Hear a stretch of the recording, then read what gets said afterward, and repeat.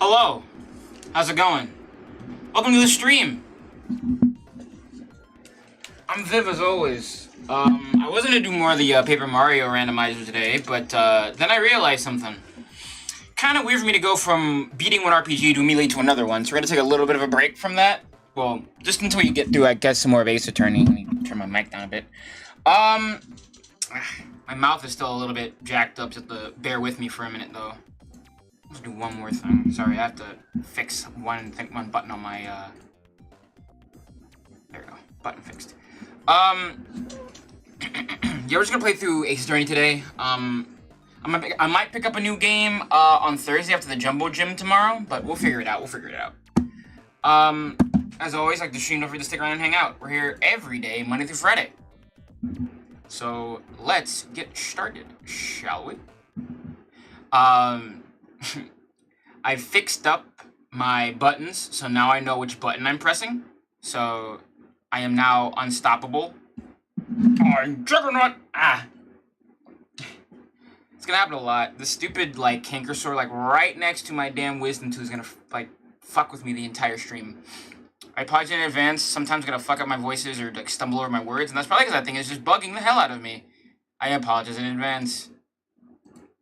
This sucks so bad. You have no idea. Hey, how's your day been doing, chat? How's your day been? I've been working on just, like, whittling down on my backlog of VODs. I need to dice up and upload. It's taking me a little bit because I have to, like, separate them and all that shit. I wouldn't be so, like, what's what I'm looking for? So, very specific around it.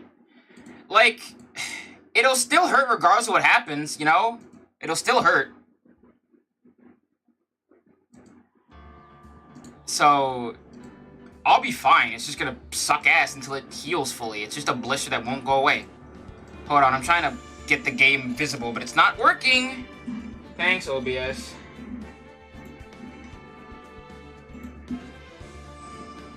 Hold on, I got it, maybe? Let me first refresh my page here.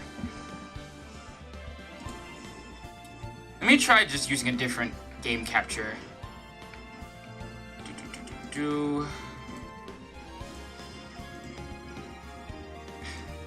Alright, that's not gonna work. Damn it. Cancel.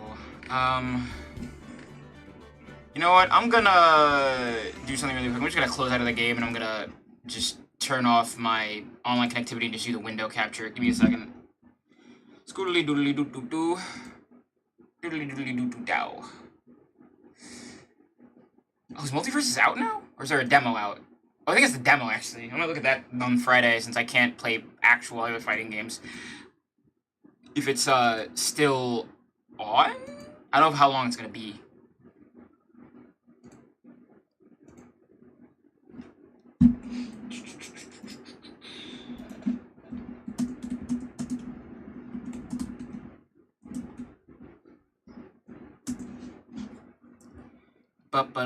Boo. Am I offline? Yeah, I'm offline. Okay, good. So I can do that. I can do this. And window capture. Properties. Phoenix Wright Ace Attorney. Okay. There we go. Why is that still there? Anyway. No idea why that stupid image is still there. Why is Chip still on my fucking overlay? Annoying, man.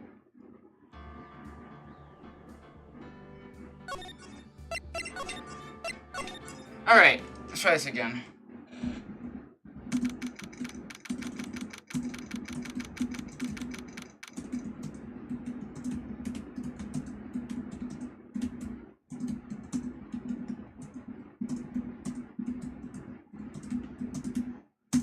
Sorry, I'm also I'm getting distracted with Discord shit. Sorry, okay. Oh god, why does it look like that? Oh, hold on, I don't know why it looks like that. Right, this. Filters. There we go. That's stupid. October 14th, 9:41 a.m. District Court, Defendant Lobby, number 4.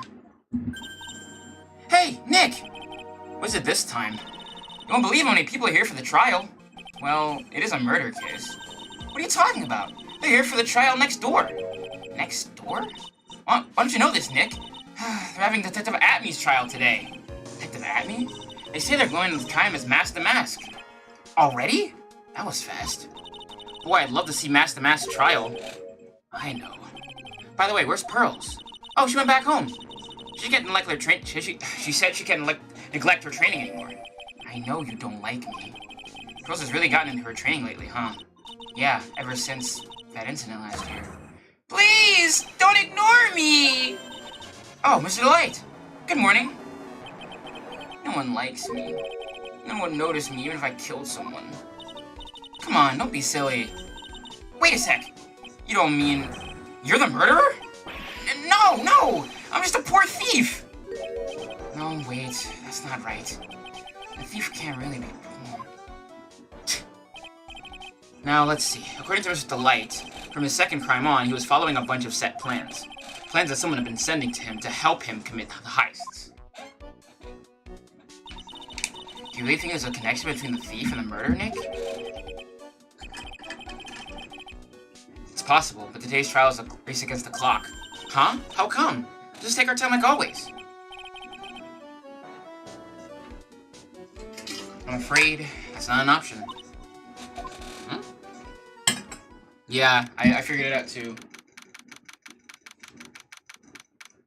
October 14th, 10 a.m., District Court, courtroom number 6.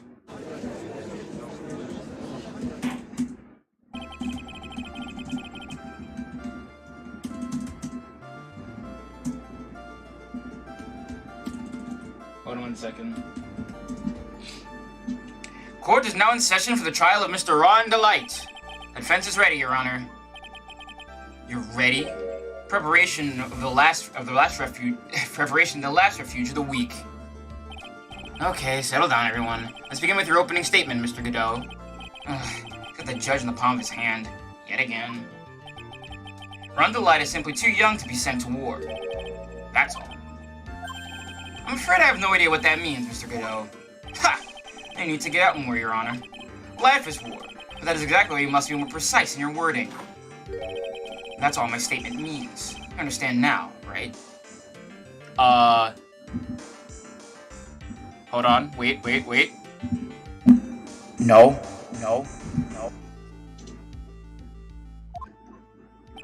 Yes, well then. Let me briefly summarize the details of this case. Wow, the judge is taking charge like he knows what's going on for a change. The victim is Kane Bullard, CEO of KB Security.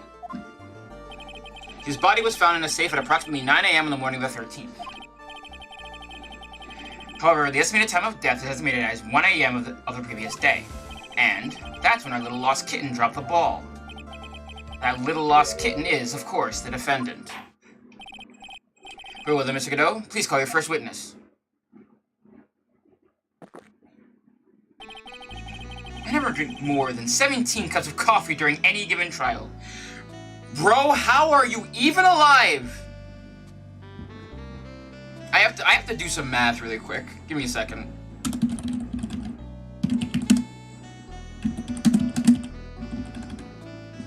So, in an average cup of coffee, that's 95 grams of caffeine. Right?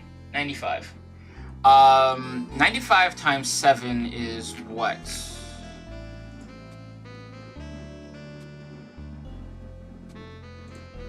I mean 5 times 17, rather.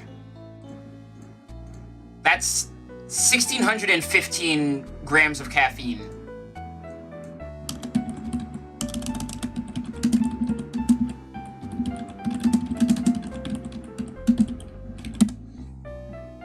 Caffeine overdose.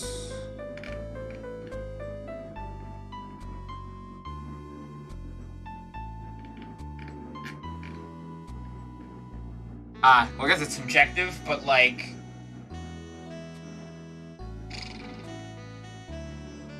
You know. Blood type is C for coffee, yeah. But the first one is always the best. Mr. Godot, your witness?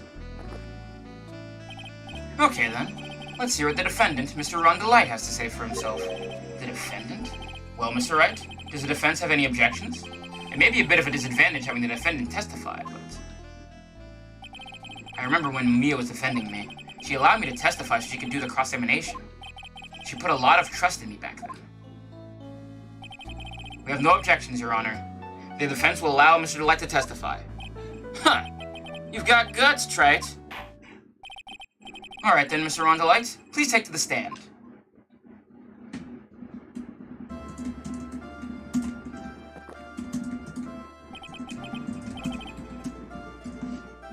You did it, didn't you? Yes. What? No. That's not true. For a moment there, I thought we'd set the record for the shortest trial ever. Well, Mr. Delight already looks plenty guilty with that face he's making. And once he opens his big mouth, he'll probably put the last nail in his own coffin. Ha! Very well. Now then, can you tell me something? If you didn't kill Bullard, why did you go to KB Security? Well, that's kind of hard to say. Boy, I wish you could go home. I really feel like... I know Godot has a voice, and the same with the Phoenix has a voice, and I think they're voiced in the anime as well, but, like... I feel like if, like, Godot would open his mouth, he'd sound exactly like Wonder Blue from fucking, what's it called? Beautiful Joe. What's his name again? His actual name? Yeah, Elliot Hooker, that's his name. Now then, let's hear some testimony about what happened. I visited KB Security. That evening, around 1 a.m., I went to see Mr. Bullard in his office at KB Security. The blackmail letter I got, it ordered me to go there. I'd been working for KB Security until a year ago, so I knew where his office was. 1 a.m., the exact time the murder took place. The weak get washed away by the tides of fate. The strong drink it up. Oh, look at this jackass. Ha! It's bitter today, too. Just like my destiny. This man just says shit, huh? Just, like... just opens his mouth and, like, he just says something, and every time he, like, finishes talking, he just feels like he feels like this every time. You'd never know that from the way he's chugging it down. Mr. Wright, your cross-examination, if you please. Oh, hold on, that's why. Let me slide some shit around underneath my desk. It's the visor. Yeah, probably. No, it's not just the visor, it's the way his hair is shaped, too. Okay. It ordered you there? It was the first time I'd gotten a blackmail letter that ordered me to go somewhere. Does that mean you've gotten other blackmail letters then? Oh, of course. They see things like, steal this or take that. Haha! Why don't you save those for later, Mr. Delight? Please don't say any more. Now, what should I do? I don't think I should press on this. I'll leave it. I can't press around too hard, it'll ruin the case. I'll just take this one slowly. Wow, Nick, you kinda look like a politician planning out your next move.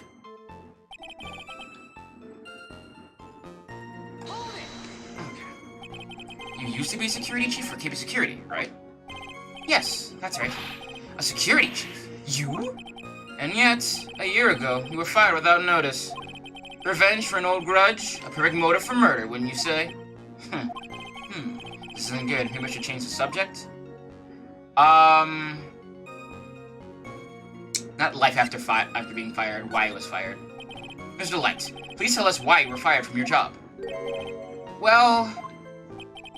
the world is filled with those who have said, I wish I had never asked that. Okay, then I take it back. Defendant, please answer the question. I needed money. Needed money? Well, you see... Oh, I think I did the wrong thing. Hold on. Stole data from another company. Okay, oh, this is important. Come again? KB Security has a lot of security info in all sorts of companies. And since I was a security team chief, you stole some data and sold it. Mr. Bullard found out, and I was fired immediately. I thought this was like a bad line to go down. My mistake. You know, let me fucking... Save low ed. Let me just mash through everything. Sorry, I fucked up. Streamer fuck up. Let me just... Look, I'm sorry. I big fucky. Oopsie doopsie. I thought I made a big upsie. I made a big oopsie doopsie. My bad. I'm sorry. Ah. You make one little fuck up and you ruin an entire stream.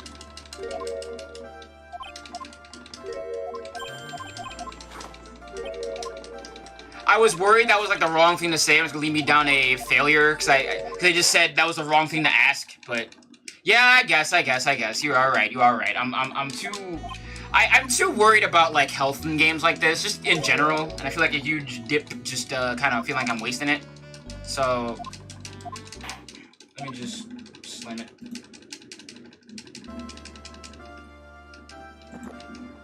Okay, sorry. I am gonna not worry about this shit. And we're just gonna go. I'm done being worried. We're just going whole hog, guns blazing. Daka, daka, daka, daka, daka. Alright. Alright. So, blah, blah, blah, blah, blah.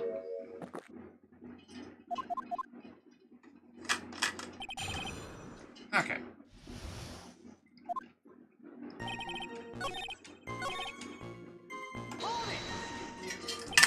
Okay, let's just pass through this, too. Why he was fired, okay. Mr. Light, please tell us why you were fired from your job. Well, the world is filled with those who have said, I wish I had never asked that. Okay, then I take it back. Defendant, please answer the question. Well, I needed money. You needed money? Well, you see, Desi loves to spend it. It's kind of her hobby. Not exactly the best hobby in the world, huh, Nick? My salary wasn't nearly enough, so I sold data from the company. Come again? KB Securities allows security info on all sorts of companies, and since I was a security team chief, you stole some data and sold it. Mr. Bullard found out, and I was fired immediately. What? I wish I had never asked that. I was somehow able to keep it a secret, and made it seem like I had quit on my own. What is it, Nick? You don't look so good. Someone who brings harm to their company is fired as punishment. You do well to remember that. He sure told you. So you admit that you stole data from your company, is that correct? Yes. I'm sorry. This is a very important fact. Please add it to your testimony. Oh man, this whole thing just took a big turn for the worse, crashed and blew up. It's gonna take the jaws of life to rip this case from the clutches of disaster.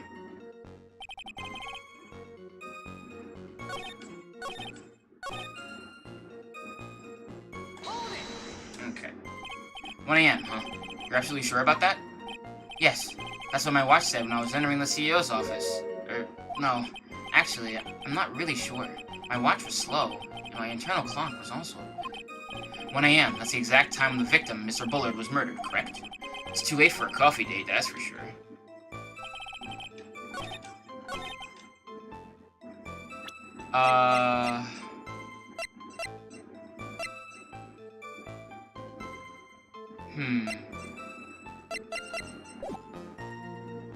Okay, I guess I should press on this. I'm not, you know what, I'll just try it. Fuck it. I will make a save here, though, just so I don't have to worry. You know what, I'm not gonna worry about it. I have a full health bar. Why would you do something like that? Well, for Desi's hobby. What else? Wasting money, huh? It's not a waste! So Miss Delight doesn't know her husband was fired, does she? So it would seem. I'm not sure what to think about couples who keep secrets like that from each other. I can't believe it. This case has gotten even Maya to think seriously about couples. Please try to stay focused, Mr. Wright. Wasn't much in his testimony, was there? It's like he's avoiding something. At least that's what it sounds like to me. Uh-oh, I've got a bad feeling about this. We better be careful. But if we don't find a way to make him spill the beans, we'll never get close to the truth. Yeah.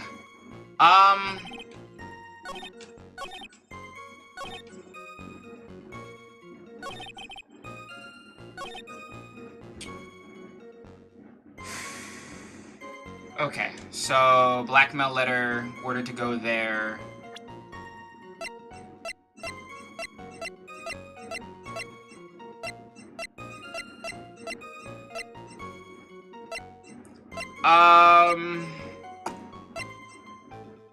Can press pretty freely.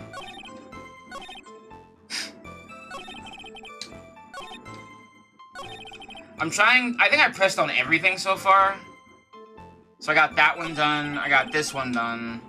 This one. Actually, maybe I could press him here. I'll press a bit harder here.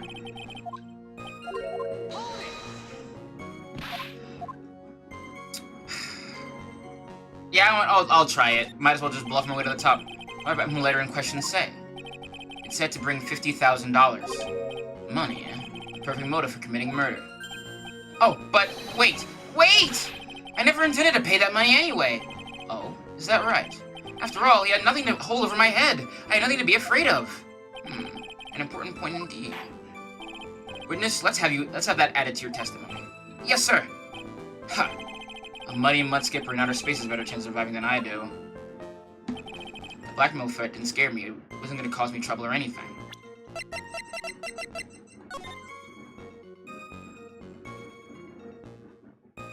That other red diamond you received the other day instead. Yeah, I think I have to use the letter here. No, I don't. Yeah, never mind.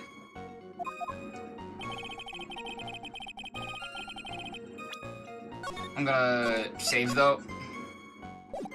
Let me press here. Just what were you being blackmailed about anyway? The blackmail letter said if you don't want your identity revealed, correct? You sure it was referring to the whole mask the mask thing? I'm afraid that reason isn't gonna hold up anymore. What do you mean? The victim had no proof the defendant was Mask the Mask. But you were the one who stole company secrets only a year earlier. What? That was all over with once I was fired. But it is true that the fact I stole secrets was kept under wraps. Even so, there's no reason for me to pay up now a whole year later. Is that really true? What is it, Nick? The fact that Ron was stealing company data. I wonder if he would have had a problem if that had ever become public knowledge. Yes, he would. Mr. Delight, I believe you would have been in considerable trouble if your identity as a company data thief was made public. Mr. Wright, what are you trying to do by bullying your own client? Men are like colonies of bacteria. The more heat you apply, the faster they grow. What does that mean? That's exactly right. Well then, feel free to up the heat, my little lawyer amigo. Little lawyer amigo? Yes, now come on, provide some evidence to back up your assertion. Why would Mr. Light want to keep his data stealing secret from going public?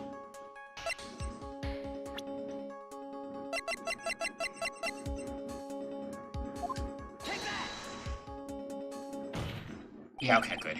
Mr. Light, what you said just now doesn't match what you told me yesterday. Huh? What doesn't? I think you must have been scared, very scared, of having a certain person find out your secret. A certain person? Miss Desiree Delight, the defendant's wife. Wow, but I... Listen to me, my Desi, she's...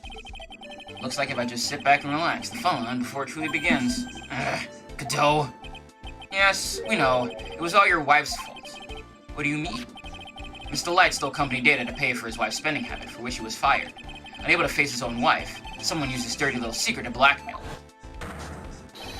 And that is how this murder came about. Oh, No! Everything is falling neatly into place for him! Don't talk about my Desi like that! You'll be sorry! Well, it seems that we've learned a great deal of things here so far. What do you think, Nick? I didn't think it was possible to get so thoroughly whipped in just 20 minutes. God, it has been, like, just about 20 minutes, huh? A little bit under, considering me stopping from place to place on a reset. Clearly, there was sufficient motive for murder. He stole data for his wife, and he killed to protect his secret. A family man who cared just a little too much. The motive is clear. Let's move on. What happened at the crime scene in 1 in the morning, Mr. Light? Come now, tell us. We're all ears.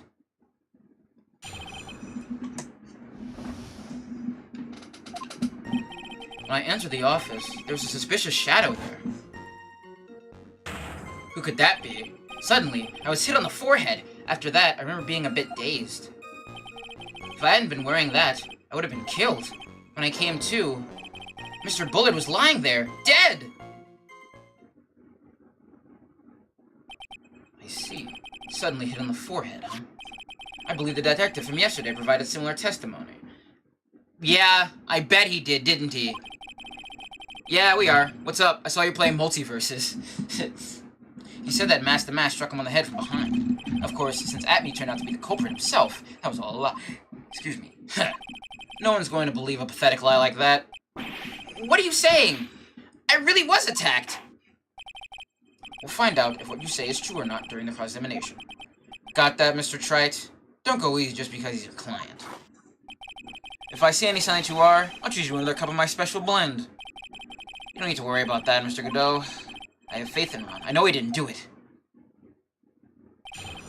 This is a beta, right? How long does it last? Ah, I see. It looks nice to me. That? Could you please clarify what you were referring to? Why, my Mask the Mask costume, of course. Wait just a moment. Mask the Mask? Huh? Oh, did I forget to mention it before? Just to be on the safe side, I dressed as Mask the Mask. And then I descended upon the office of the CEO of KB Security. What? Nick, did you know about this? You never told me this. I don't recall him ever mentioning it to me either. Even I didn't know that. It seems our little friend really loves to keep secrets. I'm sorry, I just never had a chance to mention it up until now. Wait, that's not right. You know how sometimes things just slip your mind? Ha! My 6th cup of coffee is staring up at me coldly. At any rate, you can't ignore this new piece of information. Witness, please correct your testimony. I'd have been killed if I hadn't been wearing my Mask the Mask costume.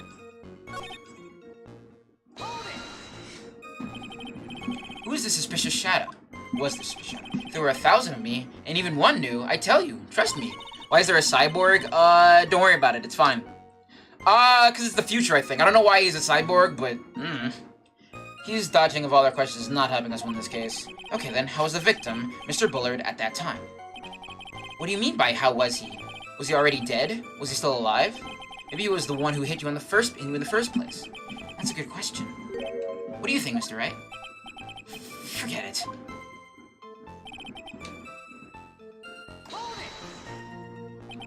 Your forehead? Yes, I was hit on the forehead as soon as I entered the room. It was an amazingly fast and powerful attack. Do you remember anything about who hit you? Well, like I said, it was a fast and powerful hit. So I think I was a little dazed for a while. I don't think Mr. Light even grasped what you were asking. Yeah, I'd like to show him a fast and powerful attack myself. Maybe that would knock some sense back into him.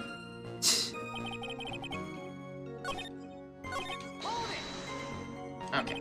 Why were you dressed up as Mask the Mask? Why, because I'm Mask the Mask, of course. What are you talking about?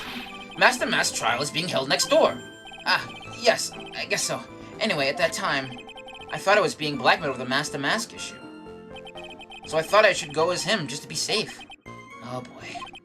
Let me tell you, it's a real pain to move around with that cape. That's why it took a lot longer than I expected. It took a lot longer? What's he talking about? What do you mean by took a lot longer? Oh, opening the safe, of course. My cape got caught on the safe door, you see. This all happened when I was hiding Mr. Bullard's body. What was that? Back up a second. Yes? You were the one that hid the body in the safe? Well, yeah. Inconceivable!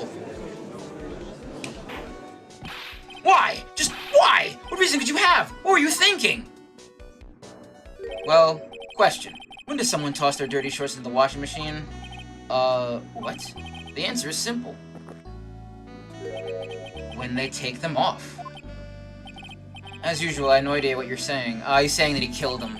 Do you mean that Mr. Light hid the body because he's the murderer? Ha! So you're not as stupid as you look. His metaphor this time was really obscure. Mr. Wright, you don't mean that you knew about this whole safe business? Do you? Well... Yes. Why am I the only one not in the loop here? Witness, make sure you add this to the testimony. Yes, sir. Looks like a storm front is moving it over the fair weather judge. Yeah, but he's always doing that, you know?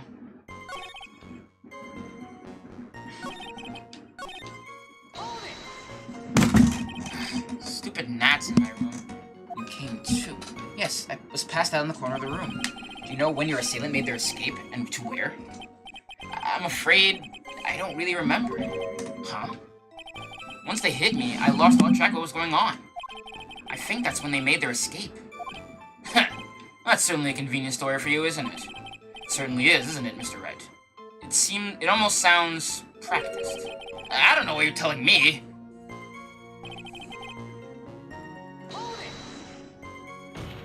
Okay. Why did you hide the body in the safe anyway? Well, because it wouldn't fit in a drawer. That's not exactly what I meant. When I saw that corpse, I kinda lost it. I thought, if they find his corpse, they'll think I did it.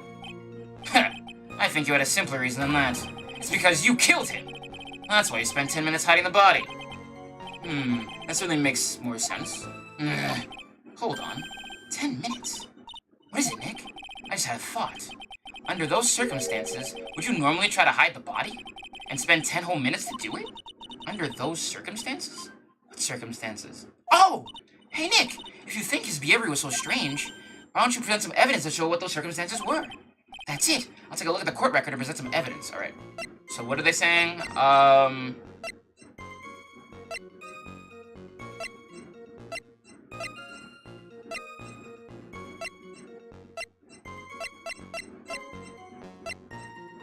10 minutes. Circumstances. We heard this from Mr. Delight yesterday, didn't we? There's not much in this testimony either. I bet she's still hiding something. Wouldn't be surprised if they draw it out of him. Okay, so it has to be on that statement. Let's see. What would take 10 minutes? The buzzer record.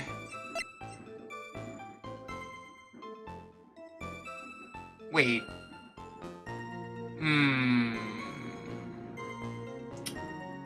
Are they saying that he was on camera? Is that what they're trying to say? That might be what they're What? Your Honor. Oh, I guess I pressed the Y button by mistake. I thought I was going to switch over to profiles, but I did the right thing. Whoopsie! Streamer fails upwards. Your Honor, could you please take a look at this record? And what might this be? The record for the emergency buzzer that connects the CEO's office to security. If the button in the office is pressed, the security team is supposed to come running. And according to this record, the buzzer was pushed once at 1:02 a.m. What? If Mr. Rondelite truly was the murderer, then he would have ran away as soon as that buzzer sounded. After all, a security guard would have been heading his way. Ha! Let's remember who we're dealing with here. He probably had no idea there was security personnel in the building. He was head of security, you moron! Up until 1 year ago, my client was working as chief of security. There's no way he wouldn't have known about them. But, as it turns out, the guard never came. That was nothing more than a coincidence. And the fact that the guard was a pathetic loser who had just gotten punched in the face by his ex's new boyfriend and wasn't anywhere in the vicinity was not something Mr. Light could have known. Ha! Again, remember who we're dealing with here. It's a sure bet that Mr. Light didn't even notice the buzzer going off. That buzzer is extremely loud. There's no way he could have ignored something like that. If he had been conscious, that is. Conscious? What do you mean by that? Ugh. Fine. Let's hear your theory. Recall the defendant's testimony. The moment he entered the victim's office, someone attacked him. Mr. Light said he felt dazed. I'm willing to wager that he was knocked unconscious for at least a few minutes. Unconscious? So he fainted? That's why Mr. Light didn't know that the buzzer had sounded. And that's why he thought he had time to hide the body. So what are you trying to say? Mr. Light was knocked out and the buzzer went off soon afterwards. Now, unless my client was able to hit the buzzer while he was unconscious, it can only mean there was another person in that room. That's right. Whoever it was, they knocked out Rondelite, then pressed the buzzer. Order in the court. Mr. Wright, this is... I want somebody to, like, bang on their desk and you just hear... This is preposterous. It was this kid. Rondelite is the one who killed Kane Bullard. Then who pressed the buzzer? It was... the victim, of course. He pressed the buzzer when the defendant attacked him. He didn't die right away. He must have held on long enough to push that button. So Kane Bullard sounded the buzzer himself. What's your opinion on this, Mr. Wright? You need to prove that the real criminal was there at the scene, but how? Can I prove that it wasn't Kane Bullard who sounded the buzzer? Well, I can prove it, alright. If time of death was 1 o'clock, and he died at 1:02, then obviously he couldn't have, like, done it. Oh, yeah, I can prove it. I think. The defense's opinion is this, Your Honor. This piece of evidence proves that it wasn't the victim who sounded the buzzer.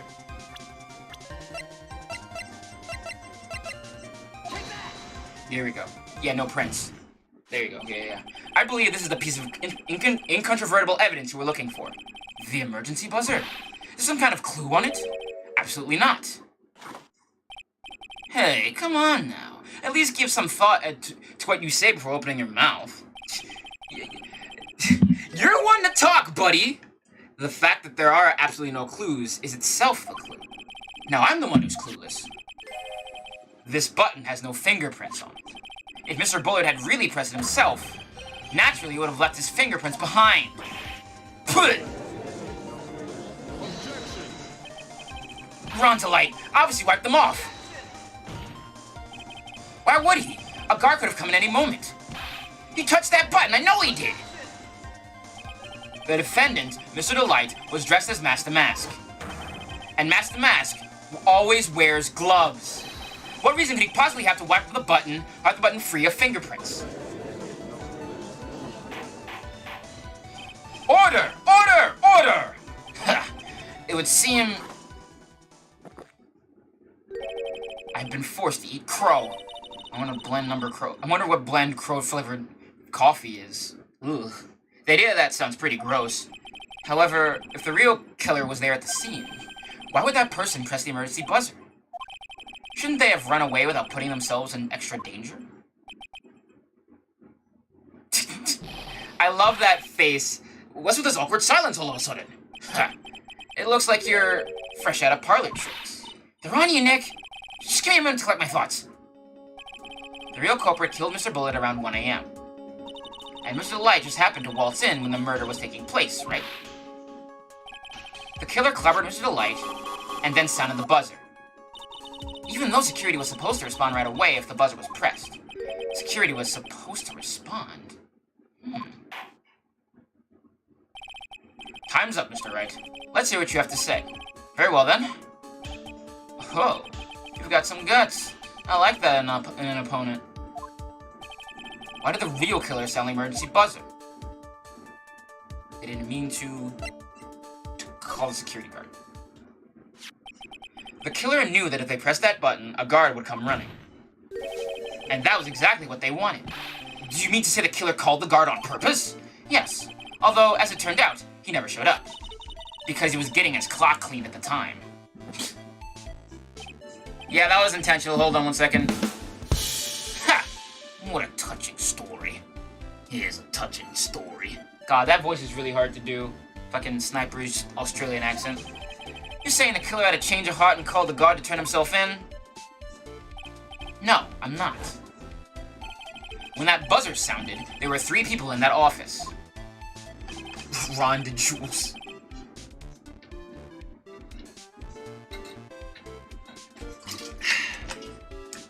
I can't wait for him to I can't wait for, like, a new Ace Attorney game and you have to defend someone whose name is Robin DeBank. Robin D. Bank. The victim, Kane Bullard, who was already dead. The defendant, Ron Delight, who was out cold. And the third person, the real killer. Ron Jules. Now, hypothetically, yes. Now then, in this situation, if the real killer made an escape, what would happen? The only ones left in the room would be the victim and Ron Delight. And if any security guards came running in at that time, excuse me, they would think that I was the murderer. But, like, if somebody was knocked out in a room with a dead body, like, that's too convenient. You would have to know someone was setting you up, right? But this is the police we're dealing with, so who knows? Yes, that was precisely the real killer's objective. To frame Ron Delight for the murder.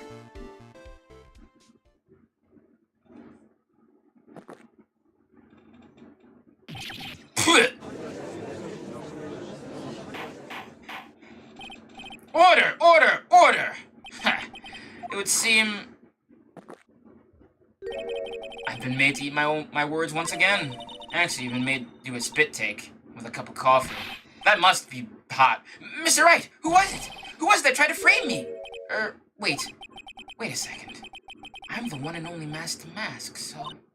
Nick, you mean the real killer is... We're going to drag that person in here right now.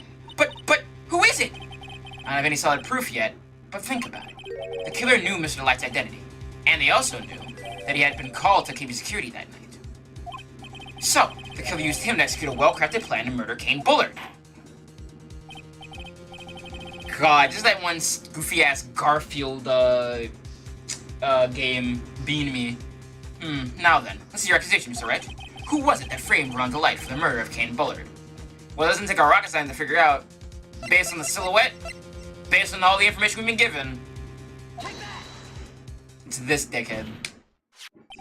Detective Luke Atney. He's the only one who could have done it. Yup. You can tell, his silhouette is there like multiple times, and like, it all adds up, right? The hit on the forehead that he mentioned earlier, like, everything sets him up in this situation. Like, even this being in, Kane Bullard's office. This right here. Like, of course it was him. You mean Mask the Mask did it? Your Honor, the person being tried in the court next to us is not Mask the Mask at all. He is, in actuality, the true murderer of Kane Bullard. Order! Order! Mr. Wright, explain yourself. Theft and murder. Which is the more serious crime? They're not even close. Murder is the more serious crime, of course. It's a capital crime subject to capital punishment. Please remember the trial from yesterday, if you would. When Luke Atney confessed, there was a huge commotion in the courtroom.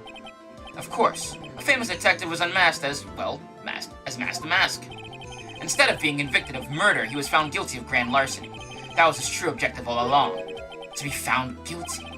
Mask the Mask had the perfect alibi for when the murder took place. He was stealing the urn at Lordly Taylor. In other words, being found guilty as Mask the Mask was Luke Atney's airtight, watertight, and unassailable alibi. A guilty verdict. As an alibi?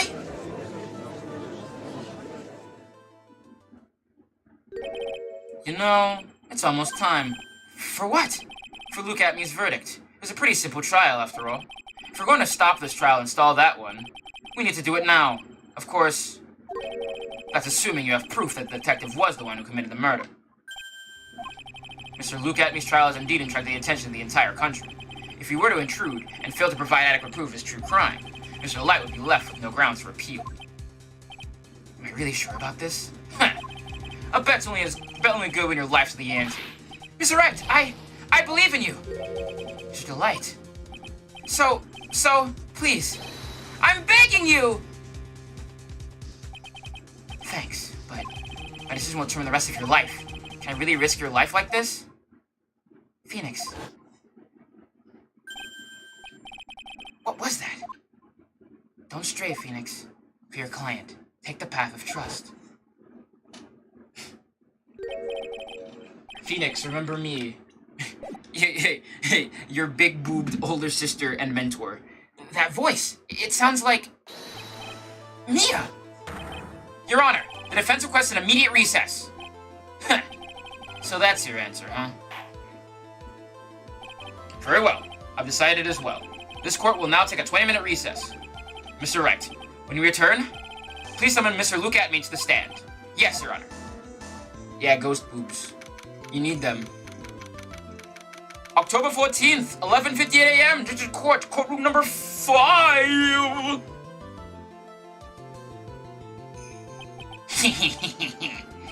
Well, Sir Detective Atney? Well, Sir Detective Atney? I have to say, Payne, you performed splendidly. Oh, no, Sir Detective Atney. You were the one who... Whoa! That's enough. This court sees no reason to further prolong this trial. The court finds the defendant to look at me. Wait! don't hand down your verdict yet, please! Well, well, Sir Lawyer, welcome to my court. Who's this hoser, eh? My name is Phoenix Wright, attorney at law, and I wish to file an accusation against this man, Luke Atney. Accusation? You accuse Master Mask? That man is not Master Mask. He's just a ruthless murderer. What?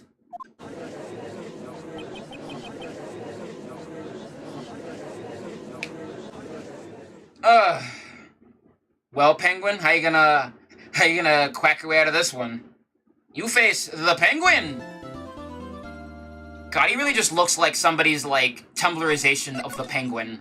It's bothering the hell out of me.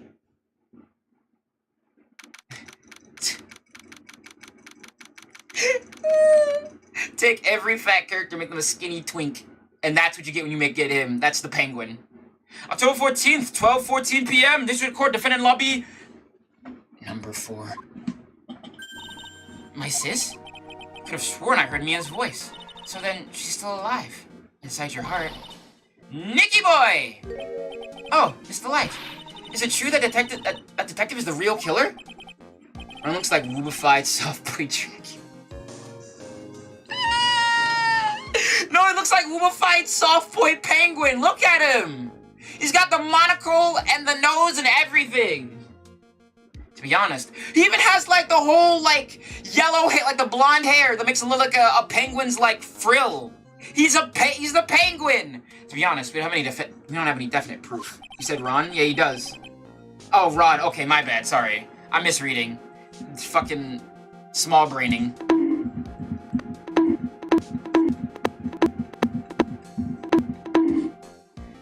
But he's the only one who could have done it.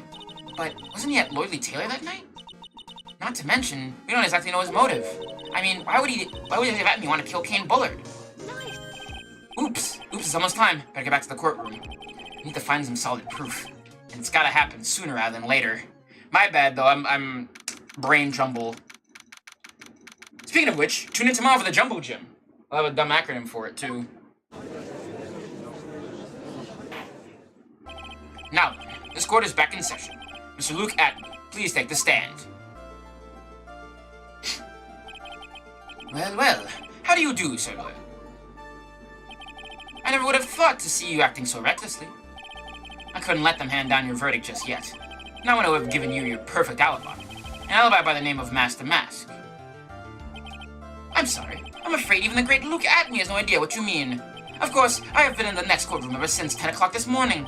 I'm afraid there's no way I could know what's been going on in here. You've been in the defendant's seat all day long, correct? Being tried as Master Mask. Indeed. It's truly child's play to fool the ignorant masses. Not only did the poor fools ask me to protect their valuables, they even gave me a generous reward upon returning their own property to them. Take this red diamond ring that sparkles upon my divine finger, for example. Wait a second here.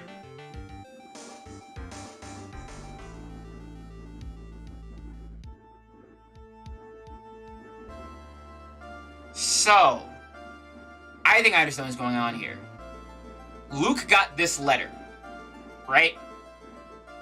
But he gave it to Ron to lure him to KB Security to kill Kane Bullard because they were the ones giving Ron the plans, I guess. This is that red diamond ring that swung upon my divine finger, for example. So you continue to insist that you are, in fact, Master Mask? Of course. Very well then, look at me. Let us begin with this simple question. On October 12th at 1 a.m., Kane Bullard was murdered. Where were you at that time? One who without knowledge lacks even the knowledge that he should be ashamed of himself. But don't worry. I will not hold it against you, Sir Judge. Thanks? Alright, Mr. Atney. Deny the murder. Speak. We're all ears. As you wish, Sir Prosecutor.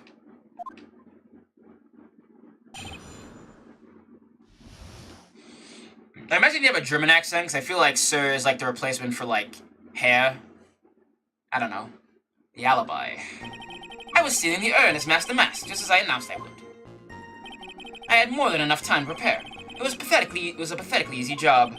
A photograph containing no words, but in this case, it shouldn't be my witness. At the time in which the camera captured Master Mask was the same time as the murder. Okay, then. It seems the main point of discussion will be this photo of the crime scene. Everything else up until now is all part of his plan. There has to be a secret to this picture as well. Even the great Master Mask cannot be in two places at once. Now then, if you'll excuse me. I have a verdict to receive. You're not going anywhere, dickhead. Unfortunately, Mr. Atme, we still have to do your cross-examination. A fool is too foolish to know that he is a fool. I think he's trying to say that you're full of it, Nick. The only thing that's full of it is his alibi.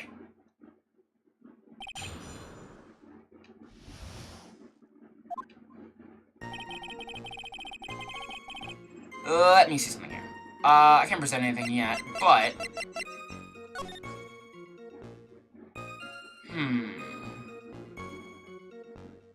That does look a little bit different. Like, I don't see the statue at all.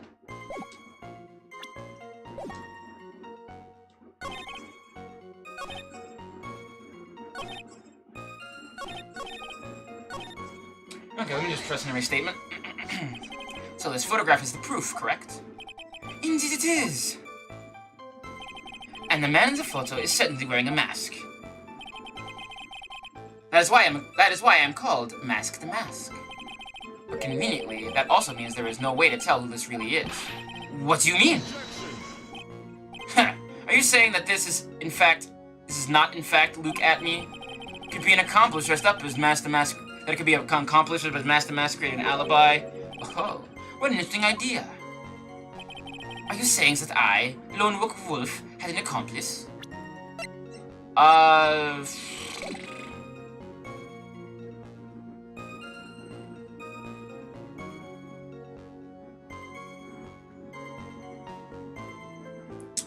I'll give it up. Luke Atme was that KB security during the murder. Then the Master Mask in this picture has to be a fake. Then it really was an accomplice. But right now, I have no idea who it was. I don't have any idea right now either. These objections are just what this guy wants. Like what that guy wants. There gotta be another way, and I'm gonna find it. Alright. The statue was moved, let's see. Moved that night. The night of the theft. I believe Adrian Andrews hired you at one point? That's right. That was over 20 days ago, if I'm not mistaken. You sent the calling card to Lily Taylor 10 days before the heist. That would mean you sent out the card after you began your security watch, right? Indeed. There's no reason why I couldn't do both jobs at once. It was a perfect opportunity to steal my latest target. I see. You truly are evil, aren't you? Yes, evil is what I am. Hey, Nick, is there something odd about this? Mr. Atme was always proud of his ace detective skills, right? But if the urn was stolen from Lily Taylor while he was the only one watching it, he had no way to maintain his perfect ace detective persona. You know, that's true. It is kind of odd.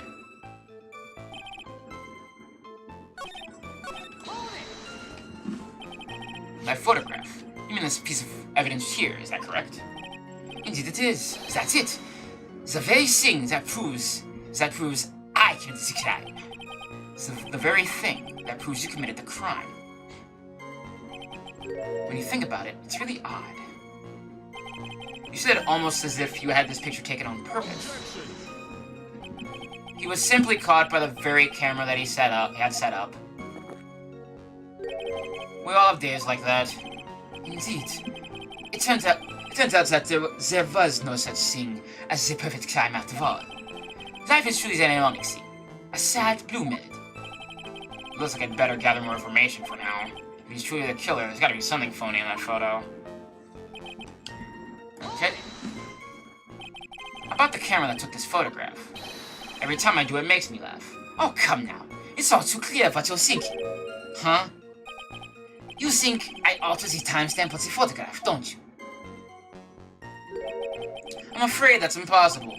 The camera was set up by Lily Taylor, and on top of that, it was Lily Taylor's staff that printed that picture's data. Unfortunately for the defense, there's no way that picture could have been altered. I see. Looks like I'd better find something else that could be suspicious. So this alibi is false? It has to be, or he couldn't have killed Mr. Bullard at KB Security. But I'm not really spotting anything unusual. There are two possibilities. Either the Master Mask in the photo is a fake, or the photo itself is.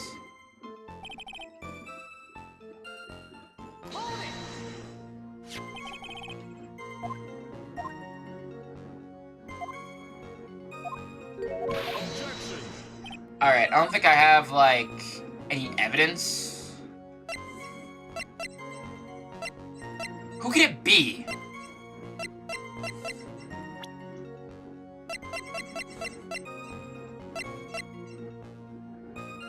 Oh! Right! Yes! Of course! But let's see, the paint splotch is right. We can't really see the bottom of it from here if he's holding it, like, from the bottom up. Lily Taylor is just as good bad as Gatewater Hotel. Yeah, a little bit. Hi, Jonesy. Here to complain about the game again? Or just the game I'm playing, as always? That it could be an accomplice, dressed with a mask and alibi. Okay. Let me give it up for now. Wrong paint. I'm cracking wise at their expense. You just got here? Yeah, I'm asking if you got here to do that. I think it's the statue hiding the paint not being there. Yeah, that's true.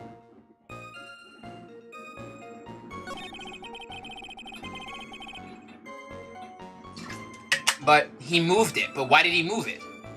That's the question.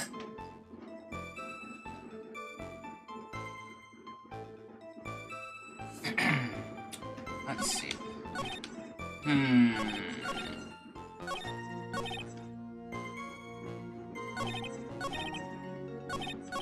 I don't think I pressed on this one, did I? Yeah, I did, actually. Why is there only a time on the photo? Shouldn't there be a date, too? That's another thing, right?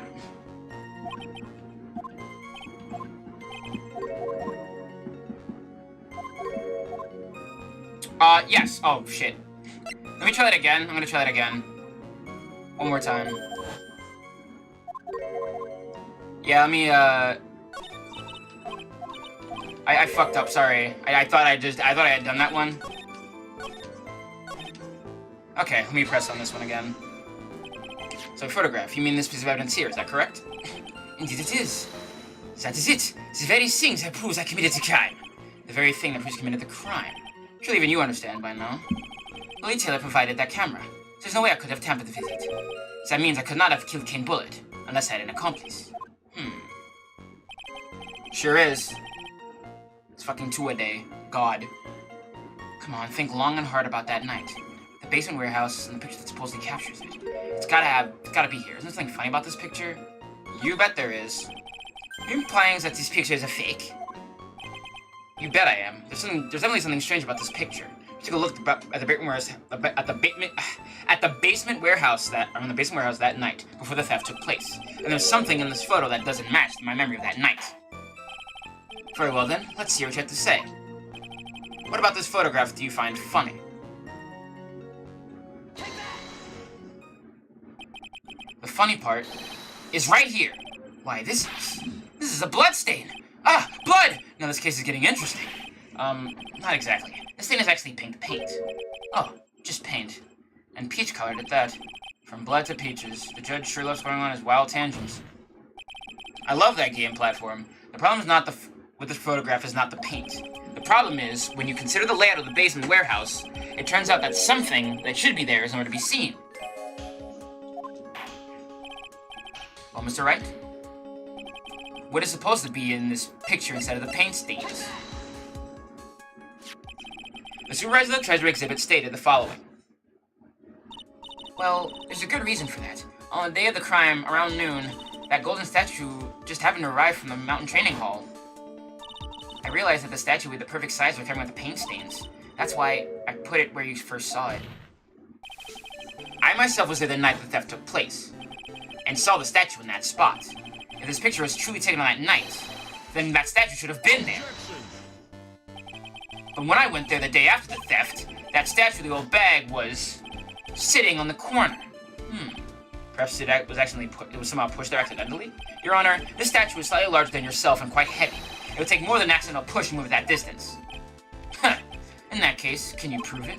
Can you give us the rhyme and reason as to why the statue was moved that night? Can you do it, Nick?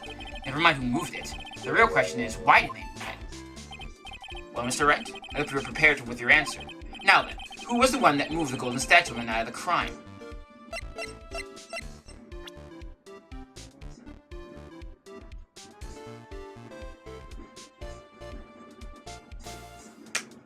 Yeah, it would have to be Luke. I feel like. The one who moved the statue was none other than Luke Atney. Come now, Sir Lawyer. So you go again on one of your strange delusions. Mr. Wright, what basis do you have for your strange delusions? It's very simple. The witness was the only one in the basement warehouse that night. That is indeed very simple. However,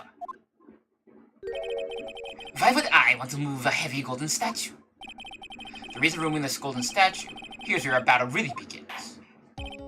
Well, Mr. Wright, what reason did the witness have to move that statue? The reason can be found in this photo. The reason can be found here in this photograph. Luke Atney, you pretended to be mask to mask to create an alibi by showing you were at Lordly Taylor that night. Do they have bespoke responses if you accuse yourself or something else nonsensical? They just, like, penalize you. Yeah. I don't think it's really that funny or worth it. This photograph contains a single fatal flaw. If the statue had been there, your lie would be exposed like a cheap film at a drugstore. That is why you had to move the statue. A single fatal flaw? Interesting theory. Please enlighten us. Just where in this picture does this lie exist?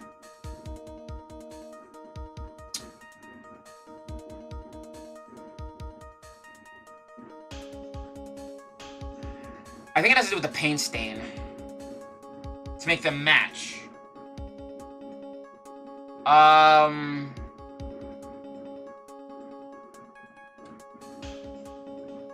think it's a paint stain again.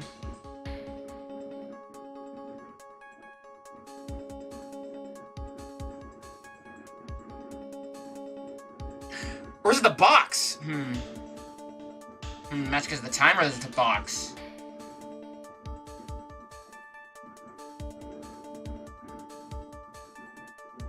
I think it's the pick earlier on purpose. Yeah, I guess that would be it. Let me try the time. Naturally, the line in this photo is the timestamp. What do you mean? I'll tell you exactly what I mean. On the night in question, Luke Atney went to KP Security and murdered Kane Bullard. Therefore, it's obvious. It would have been impossible to have been at Lordly Taylor at this time.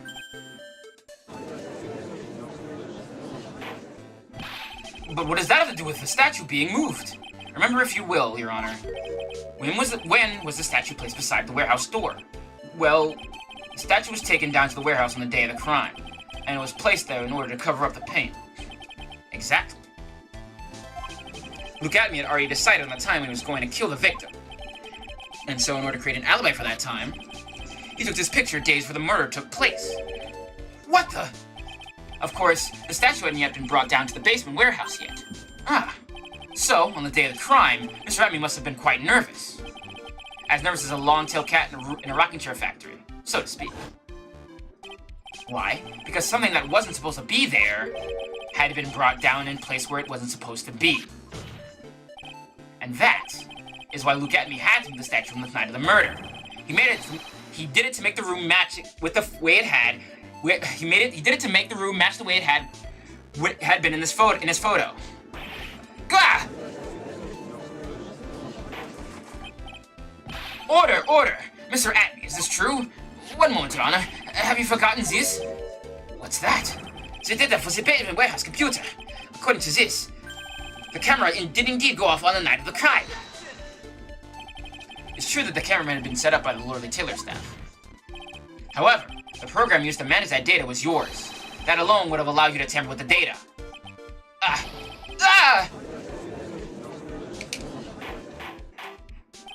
Order! Mr. Godot, what is the meaning of this? What do you have to say, man? Godot, I warned you about making me wait. Now put that coffee down! My 11th cup. I promised to drink no more than 17 during a trial, which means I'm still good to the last drop. However, the defense is a very good point. A good point? So what? We are all but travelers on a road of infinite points. I think he's got his points mixed up with his other points. So you say this photograph was taken ahead of time, and the statue was moved in order to make it match. That's a very interesting idea. However, there's one point that can't be denied, which is that it's only a possibility. Men that are trapped by the chains of maybe can never reach their dreams. That's very true. No way, don't fall for that, Your Honor. Hey, Mr. Mask. Yes? If there's no funny business in your actions in Mask the Mask, there should be no problem with you telling us your strategy, so let's hear it. Yes, please provide this court with your testimony about your plan to steal the sacred urn. Huh. I first received the request from Lily Taylor about 20 days ago. The urn was placed in a box and Zavadi. It was then sent to the warehouse. Hence, I was actually unable to see the urn for myself until the day of the crime. I knew it was an extremely valuable treasure, so I sent my card 10 days beforehand. I then handled security by myself to ensure that my crime would go smoothly. At last, I held the urn in my hands for the first time at 1 a.m. on October 12th. Okay. That's pretty much all the stuff we've heard before, isn't it? Yeah. We will find the truth hidden in the nuggets of new information he gave. Witness, you're sure there are no mistakes this time? Zavadi. Very well then. Mr. Wright, begin your cross-examination. Alright. Let's wrestle. I know that. You mean this box? Yes, that pathetic box. Lady Andrews is especially taken with that urn, and she wouldn't let anyone into the storeroom. Not even me. Huh. Interesting new tidbit. Let's see. So you're sure that you had never seen the urn before? Indeed. You may ask Lady Andrews to confirm for yourself. My security was focused entirely on the entrance of that warehouse. However, look at me. Let no information whatsoever slip through my fingers.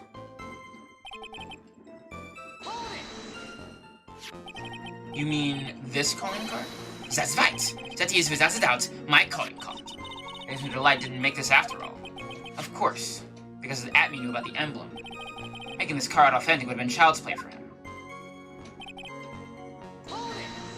You know this too. That no one entered the basement warehouse? Unfortunately, there were many different treasures being taken there.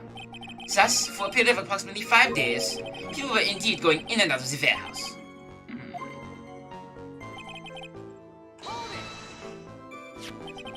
And this is the photo that proves that, huh? Indeed. To be honest, even if a photo was taken, I didn't think it would matter terribly much. Hey Nick, this photo is a fake. His rabbit might have stolen the urn whenever this was taken. That's true. You know, he's been saying that he never saw the urn until that night. We can prove that he's lying there. We can wrap this up and put a bow on it. Need to take a good large look at the court record.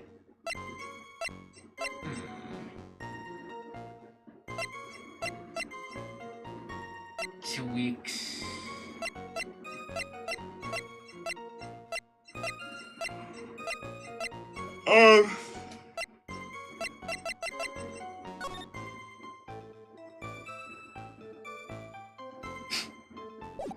Oh, interesting. How's it going, is there? That detective's been covering his tracks. There's only one thing we need to prove in this cross-examination. That he took this photo well before the actual night of the crime. Alright then, how do we do that? Well, yeah, I'm stating very clearly. Yeah, I noticed.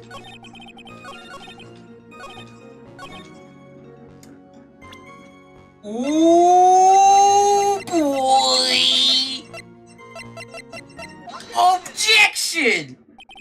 Mr. Atme, if you really are Mask the Mask, then you also wrote this calling card, correct? But of course. Is there a problem with that calling card? Allow me to read a passage from the calling card that Mask the Mask had written. Take a good care of the speckled urn. Now, the speckled here truly refers to this pink pattern on the sacred urn. Yes, that is true. But so what? Truth be told, there is no way that Mask the Mask could have known about this pattern. What do you mean? This pink spotted pattern on the urn is actually nothing more than paint stains. Paint stains? And these stains did not appear until after the urn had been taken to Lordly Taylor. I'm not finding this joke to be very funny, Mr. Trite. The day the sacred urn was taken to the warehouse, the urn was broken due to a human error, or should I say, an error-prone human. Be nice to her, Phoenix! What the f— Oh my god. And that's when the pink paint got on the urn. Ugh, you can't be serious. And yet this calling card clearly mentions the paint pattern. Which means that the admin had seen this urn long before the crime ever took place.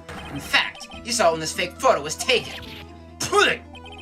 And because this photo is a fake, your alibi for the night of the murder no longer holds water.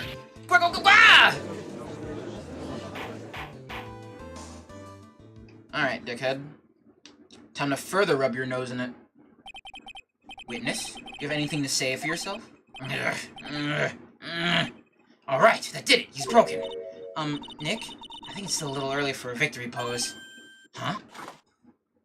Yeah, Godot, don't worry. I have evidence for you. I have all the evidence in the world. Ha! It's so sad. No one has any conviction these days. Conviction, you say? Yesterday, we all decided unanimously this man was Master Mask. And now we're calling him a murderer. 'Cause he's a murderer, idiot! You don't think we're being a tad fickle?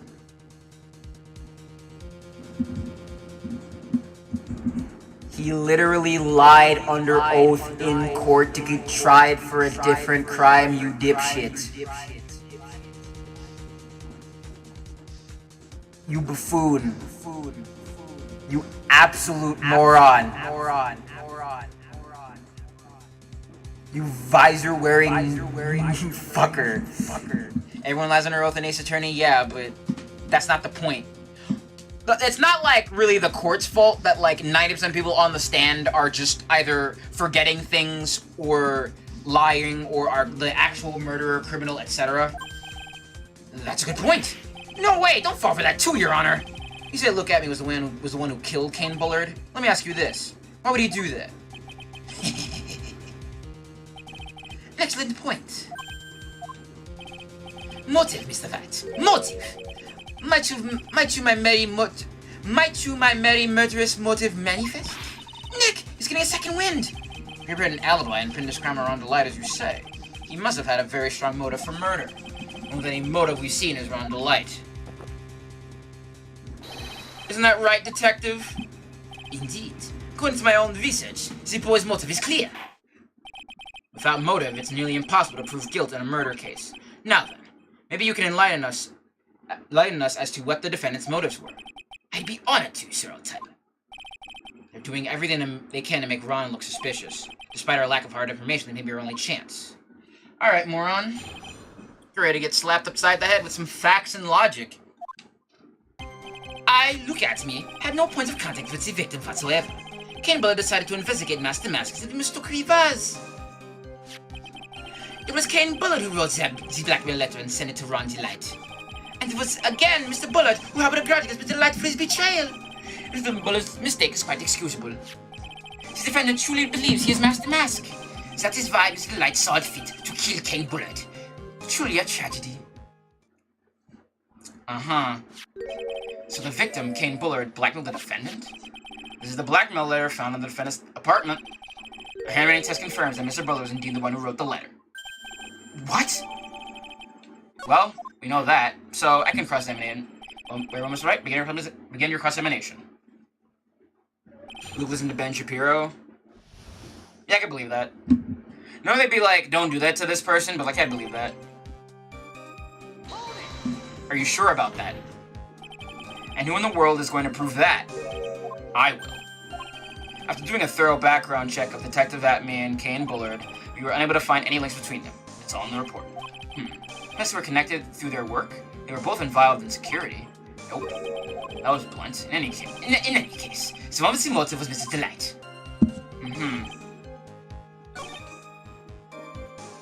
Well, you are right that he wrote the letter.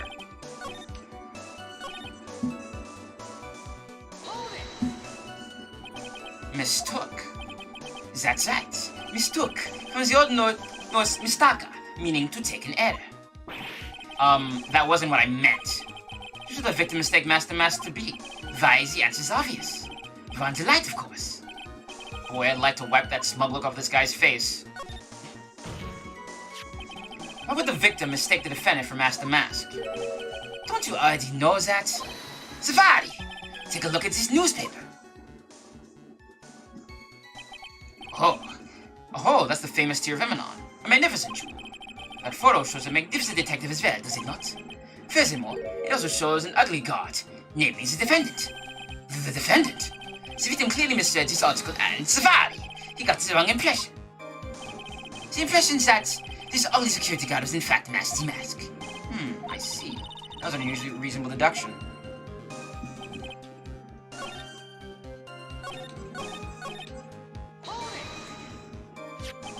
You mean this blackmail letter right here? It says, bring $50,000 dollars. The writing is without a doubt the victim's. There's no mistake. We have an official report to prove it. But I don't see an address C on this letter anywhere. That's another thing, an address C. The letter was discovered in Ron DeLight's apartment, and Mr. DeLight did show up at the designated place and time. The fact that there is no address C is irrelevant. No, it's not, you dipshit! I wonder. What's up, Nick? I just had a thought. What if the letter wasn't meant for, what if that blackmail letter wasn't meant for Mr. DeLight? Hi, Floral. Whoa. You have any evidence of that? For some reason, I just can't shake the feeling. There's something not quite right about this blackmail letter. Well, everyone, are you quite satisfied?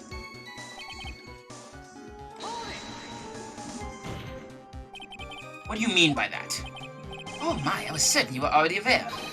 Safari! Yeah. So data. Yes. Hang on. Kinbird had yet to forgive young Mr. DeLight, which is why he sent him that letter upon mistakenly believing he was his thief. Yeah, that's what I'm talking about. He mentioned the same ring. Here's a file we discovered in Mr. Bullard's office. Evidence that Mr. Bullard was receiving money through blackmail. However, isn't this a bit odd? Why did the defendant pay Mr. Bullard money, even though he wasn't actually Master Mask?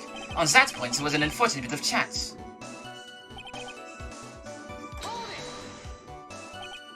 No! The red diamond is there! It's right here! There it is! So we know without a shadow of a doubt that this was meant for him. You follow me? So we can exposit that the thieving was done in a way so that they were sent from Kane to Luke and then to Ron. Oh, sorry. My bad, sorry. I'm misunderstanding. Text is weird. Brain weird time. That assertion is not merely my own outfit. What do you mean? I have here a memo from Ron DeLight's wife, Desiree DeLight. Ronnie thinks he's Master Mask. Don't you feel sorry for him? Please don't think too badly of him. Well, Mr. Trite. Was he trying to act like Mr. Light just now? I thought it was actually pretty convincing.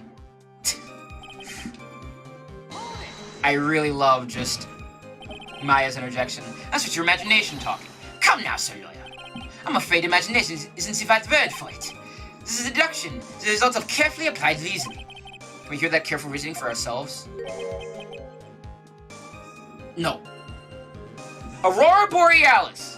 At this time of day, in this part of the country, at this time of day, at this time of year, in this part of the country, localized entirely within your kitchen. Yes. May I see it? No. Very well, another time. Those so-called long stories don't actually go that long.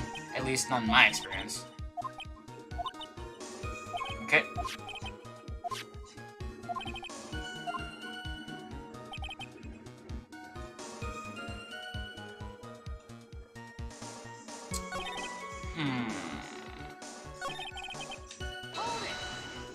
That's a big leap in logic. Okay, so it has to be this thing here, but, We found his room, and it was that.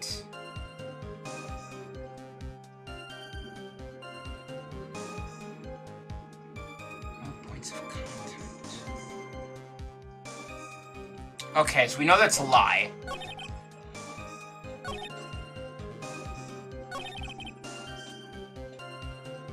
Simply mistook him. I find that hard to believe. He would remember him at the very least. Like...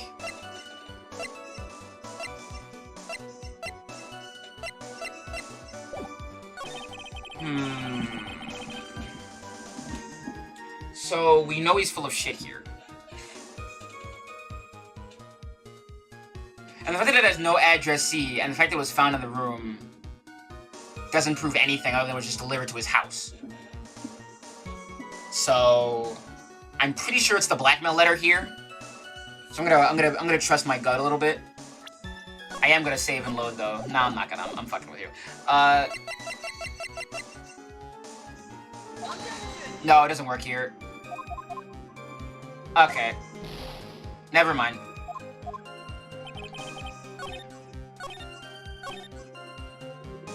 It's a canister bullet who harbored a grudge.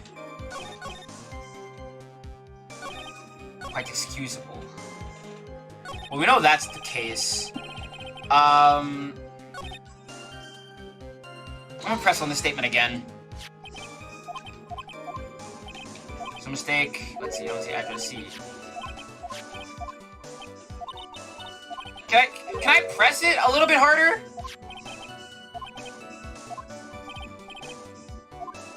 Why couldn't I press there?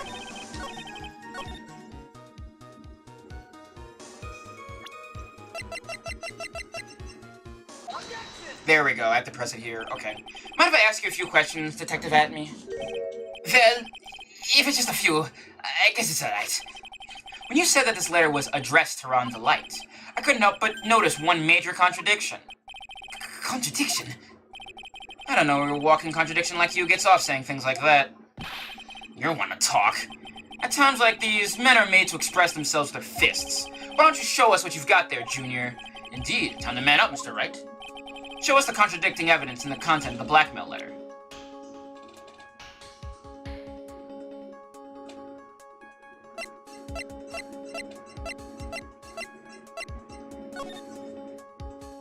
Like, no one ever actually talked about the red diamond.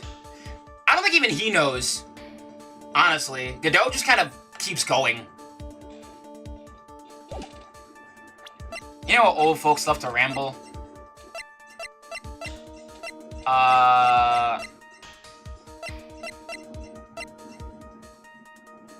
Contradicting evidence. Oh. But I don't think that's it, honestly. So it would have to be... Let me see here. No. They're mentioning the red diamond here. Like, he brought up the clipping just to say that they thought that he was Master Mask. What's his name? Ron. So, yeah, he didn't steal a red diamond. That is true. Right, you know what, yeah. Maybe it is that. Let me try that. Take a good look at this newspaper clipping. I was kind of misunderstood. I misunderstood. It contains a picture of the Tear Eminon, a stolen jewel. What about it? The problem is this jewel's color. Color? I'm not for discussing color myself. It's a joke I really want to make. I'm going to leave it alone. According to the clipping, the color of the stolen jewel was blue. However, in the blackmail letter, a totally different jewel is mentioned. I'll take that red diamond you received the other day. Red? Which means, the red diamond described in the blackmail letter is not the Tear of Eminon that Master Mask stole at all. And your point is, Mr. Trite? So you're trying to say that this blackmail letter was intended for someone else. That is what you're trying to say, right, Trite? That is what you're trying to say, right, Mr. Wright? Well, that's what you're trying to say, right, Nick? Yes. This is who Kane Buller was actually blackmailing. Get slapped, idiot. Naturally. It was you, Detective Atme. Do you have some sort of basis for that claim? You have been personally involved in every single Master Mask case. And in the last case, you recovered what was stolen and received a jewel as a reward. A jewel? Probably the one wrapped conspicuously around your finger. That red diamond ring. The That is the diamond referred to in the letter, which means that Kane Bullard wrote that letter in order to blackmail you. Ah! Order! Order in the court! Order, I say. Man, why did you wear it in the court? Jonesy, there's... In the last game, someone hid a piece of vital evidence underneath their wheelchair. Let's not forget that. Let's forget the rest of that case. In general, like, let's forget that case in general, right? But it still happened, you know? It seems you've gone too far with your childish pranks, Mr. Trite. Uh-oh. I don't like the way you said that. Kane Bullard blackmailing Luke at me? Are you for real? Yes. Yes, I am. Nick, come on, stand up to him. Then answer me. Then answer me this. The blackmail letter contains the following passage. If you don't want your identity to be revealed to the world. Yes, it certainly does. Yeah, Kane Bullard threatened to make Luke Atney's identity public knowledge. An identity he wanted to keep a secret. So just what was that identity? Atney killed Kane Bullard because he was afraid of his secret becoming known. What was the identity he wanted to keep secret? This is what it all comes down to, Nick. The identity that Luke Atney wanted to keep secret was his identity as...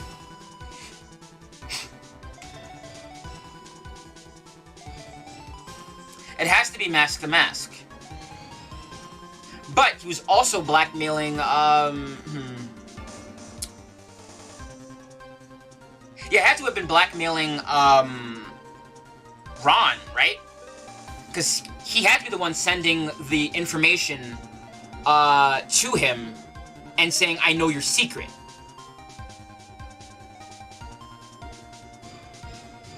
But he was also, yeah, it had to be that. Alright, I'll go on in a second. Let me just fix this. What did I have said to? I think it was like 70, yeah.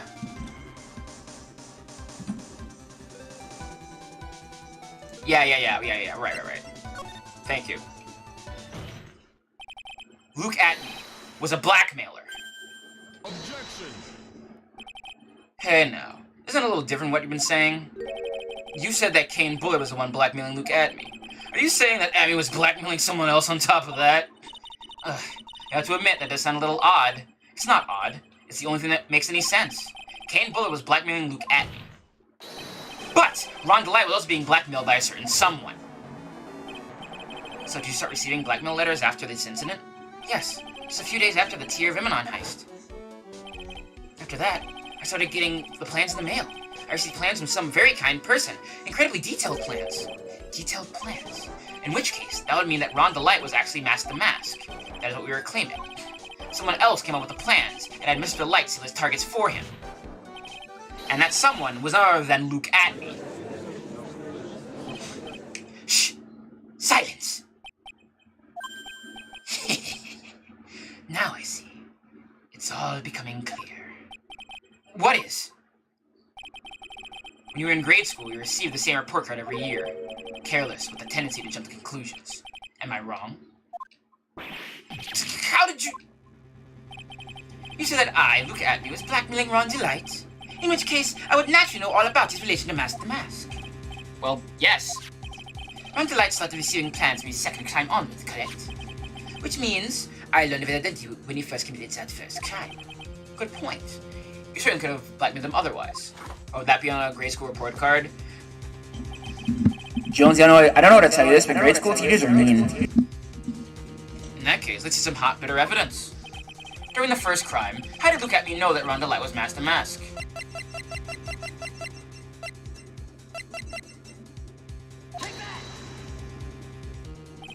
I think I see it. See that? When you were in grade school, you received the same report card every year. Gets into lots of mischief trying to be the center of attention. What do you mean? This newspaper clipping. It has a picture of you and Ron DeLite in his guard uniform. It seems that Mask the Mask didn't just disappear into thin air. He just took off his outfit and hid it in a bucket. That sounds far too stupid to be true. Correct. With tricks like that, you couldn't fool a baby, let alone an ace detective. And that's when you figured it out, Mr. Atney. That's when you learned that under his mask, Mask the Mask is really Ron DeLite. What the? Was he supposed to be Mask the Mask? Not only that, Looks like he wasn't even a nice detective. I can't believe it. He was just a slimy blackmailer. What a fraud! Trying to pass himself off as a nice detective. Why, you... How dare you expose me like that? Why, I mean, I've never blackmailed anyone in my life.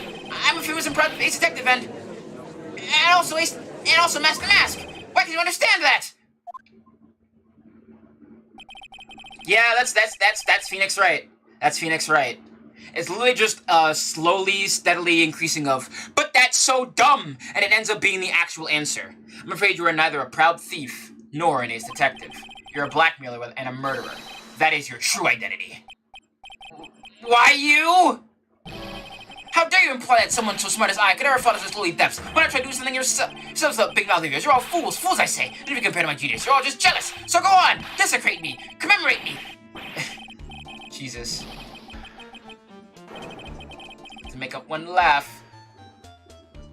Alright, General Dipshitterstein. We're still one piece of evidence short, though. Cursed to be Edgeworth, the only sane man in this world. Phoenix is also relatively sane, but he's also, like, high int, low whiz. It would seem he finally arrived at the real answer. That was quite a performance on Mr. Atme. Bailiff! Whack his pee-pee! Wait, hold on. Bailiff! Whack his pee-pee! Whack.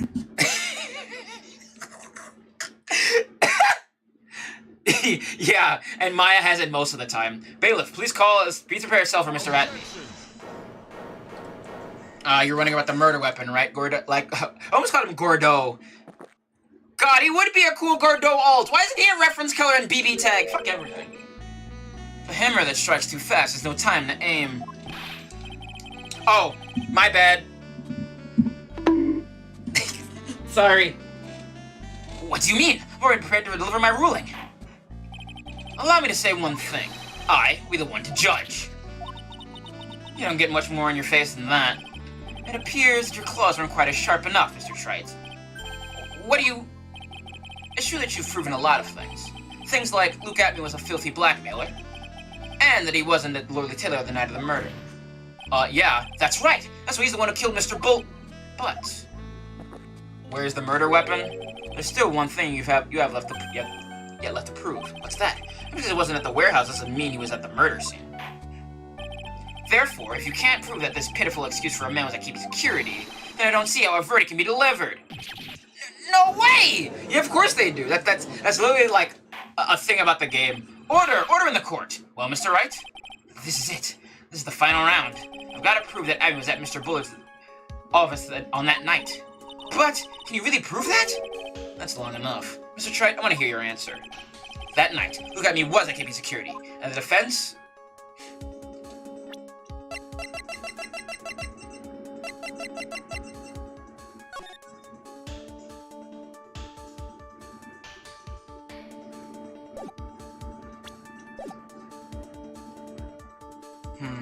Just because it was out doesn't mean they were actually, like, going over it.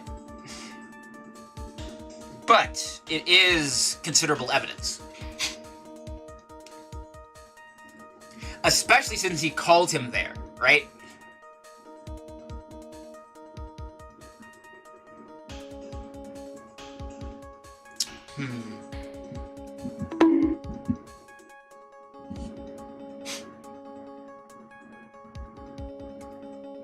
Let's see. So just because it was out, it doesn't mean that they can actually prove it was actually there.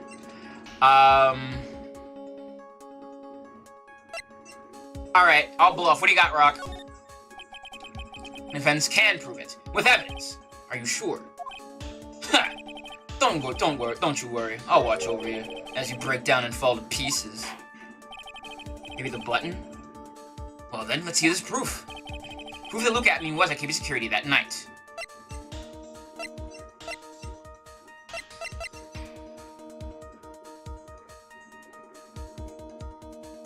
This has to be it, right?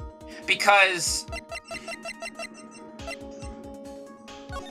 they would be discussing the evidence of this true identity. Because he would know, right? He would have to have known. So this being out just means or this blackmail letter, and the what's it called? The blackmail letter and the that book of data of those numbers. I think that's the evidence I need to use. But it just being out doesn't really prove anything. But what do you take it out in the first place, right? To look over it, to gloat or something like that? Like, it has to be that piece of evidence. Like, no question. So I'm gonna go with my gut.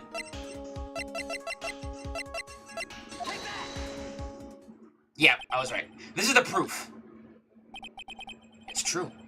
That is very important. However, I'm not so foolish to think that will pass for evidence here. Mr. Trite, it's time we learn the true flavor of life. The flavor of my special Godot blend number 49! Well, Mr. Wright? It's bitter. Very bitter. Come on, Nick. Don't give up now. I guess I can't prove it. Because I thought it would be that book, but I thought it wasn't, like, enough. Okay, yeah, I figured. I can't prove it. Just as I thought.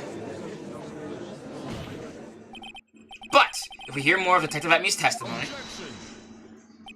Unfortunately, that's as far as you go, Mr. Trite. What do you mean? I won't allow for any more testimony. That's what I mean. What? Have you forgotten? Luke Atme is here after he interrupted his own trial, and you have failed to prove that he committed the murder. I think it's time for this witness to return to his own trial, and face his guilty verdict as Mask the Mask. But we already know he's not Mask the Mask, you dipshit. No! Well now, Sir Lawyer, it seems that love wins out in the end after all. I am the ace detective as well as Master Mask. My verdict will verify that. Just as Van der Lights will verify that he is his true murderer. I declare that with the full force of my ace detectiveness. You mean none of it? None of it at all? Order! Order in the court! That's another deliberation over this witness. I can't believe this. At this rate, Ron is... Don't give up now, Nick! We still have tomorrow! We can look for more evidence and... By then, it'll be too late. Huh? Why? Double jeopardy. One of the basic rules of any court of law. Double jeopardy? Should a defendant be tried and found innocent in court, that defendant cannot be tried again for the same crime. This is a fundamental rule of all courts, and it applies to this witness as much as it applies to anyone else. Mr. Wright will be found guilty in a matter of minutes. Guilty as Mask the Mask, which means he will be innocent as far as this murder of Kane Bullard is concerned. No way! The fact that you are unable to prove Mr. Atme's guilt of that crime here means he will never again be tried as Kane Bullard's murderer. Ugh. Wah! Well.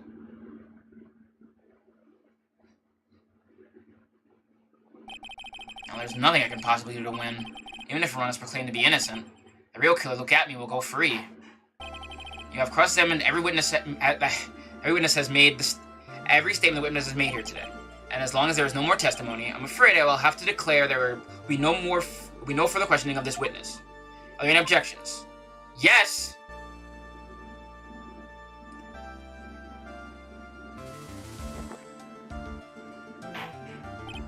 Then I hereby end the cross-examination of Luke Atme.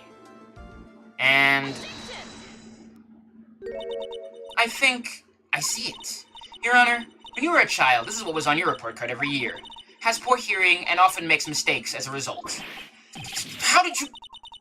Phoenix, raise your head up high. Have you forgotten what I used to tell you? A lawyer is someone who smiles no matter how bad it gets. Hi, Mia. That voice! No way! Long time no see, Phoenix. Mia! They should just put Mia's ghost in a cyber body or some shit. Like, they should just put her in a robot. This is the true power of the Korean channeling technique. I know that it's really Maya who's standing before me, but right now she's my mentor, Mia Fey. Now, let's do this. But there's something more we can do, Mia. Without any more testimony, I can't cross-examine... Not yet. The testimony's not over yet. What do you mean? That's Mia Fey, Maya's sister, who's, So, Maya and Mia come from a family of spirit mediums, and right now she's, hosting her sister's spirit in her body. Your Honor, just now you said something very interesting. You have cross-examined every statement the witness has made here today. Yes, that's true, but unfortunately, Your Honor, you're forgetting something.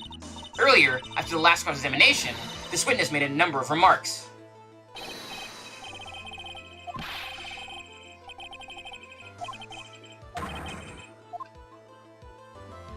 How would you make a robot to the spirit channeling? What I mean is, I don't know how that Korean, like, spirit channeling technique works, but you just take the ghost and you just shove it into a robot. But yes, that also. Yes, but those comments appear to have no importance whatsoever. Very well, then we shall prove their importance via cross-examination. At any rate, as long as the witness has made these remarks, we, the defense, assert our right to question them. Is that alright with you, prosecutor? Is something the matter? Mr. Godot? You need to have a soul to host the soul?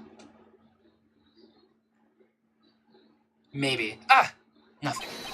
Oh, sir lawyer, looks like you're one step too late. If you think such falsehoods will do anything to me, look at... Let's hear it. Huh? It's true that the witness has made some remarks. So then, let's hear this last bit of cross-examination. Mr. Godot, what are you... Very well then, Mr. Look at me. I'm going to allow the defense to cross-examine your earlier remarks. The defense would like to hear why you declared the defendant to be the true murderer. So please, give us one last bit of testimony. Phoenix, this is it. This is our absolute last chance. Yes, Chief. I think they should also, like, they should upgrade Phoenix's brain, and they should put Maya's Maya's ghost in a robot or something. Indeed, it is true that I was... Indeed, it is true that I was not a Lodi Taylor. I had to leave to see about another vitally important job request. I had known about the date beforehand, so I had this photograph readied. My brain deduction was what informed me that the true culprit was Randy Light. And thanks to the keycard in the wallet, it was abundantly clear that he was there. I was also able to make a deduction from the buzzer, which only sounded once. The button did not have any fingerprints on it. Why? The victim would have left fingerprints if he sounded it, which means the killer sounded it. Is the light wearing his mask outfit, but his why he left no pins.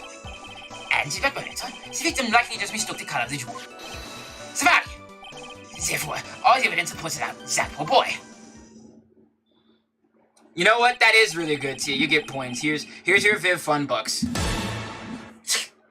This testimony seems to hold up pretty well. No, it doesn't! Are you high? Mrs. earlier remarks do not appear to have been hastily prepared. Yes, they do! All those points have been explained, and none of them have seemed to contradict anything. Yes, they do! Alright. But of course, I am the biggest liar on the stand. So far. But, how did you know about the emergency buzzer? The police investigation documents went directly to me. And they always look over all the documents. It's elementary to see a lawyer. Ugh. Are you going to make even more trouble for us now, Sir Lawyer? I will not allow any of your usual shenanigans, Mr. Wright. Yes, Your Honor. They always just shit on Phoenix! Like, oh my god, we cannot postpone Look At Me's trial any longer. This is your last chance. Just hang on a sec. Just one chance? It seems the party's about to begin. Well, Phoenix, there isn't any evidence that contradicts that with that testimony. So it would seem. What do you mean, so it would seem? Listen, Phoenix, pointing out contradictions doesn't always mean you have to present evidence, does it? At any rate, this is our last chance. If you can't point out a case-breaking contradiction, you lose. That's all there is to it. Yeah, that's the big one. Cup number 17. The last cup. There you go, they were counting! It seems the time has come to put an end to this trial. I have to find a fatal contradiction in this testimony, and I need to point it out without presenting evidence. Which means all I can do is find the contradictory remark and press it. Remember, you only get one chance. Alright, here goes everything. Alright, dickhead.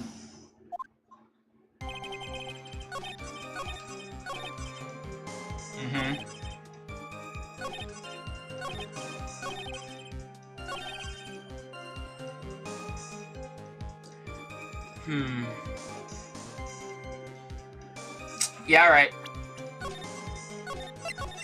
I'm pretty sure it's this one, but...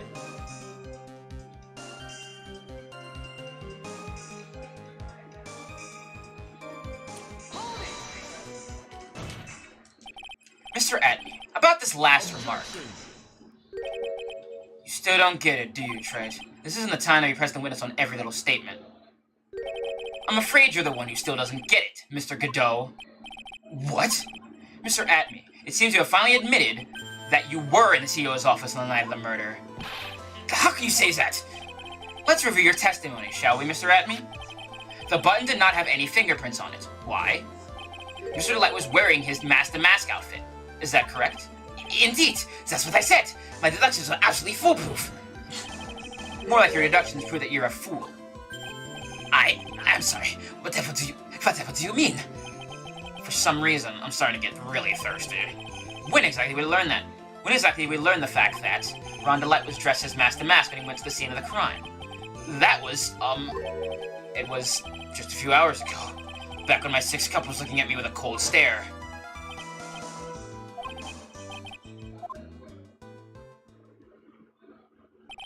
That's right. The defendant had yet to tell anyone else this fact before this morning. Therefore, the only people who should know this are those who had been watching this trial. Do you understand now, Detective Atney? There is no way you should have known about that.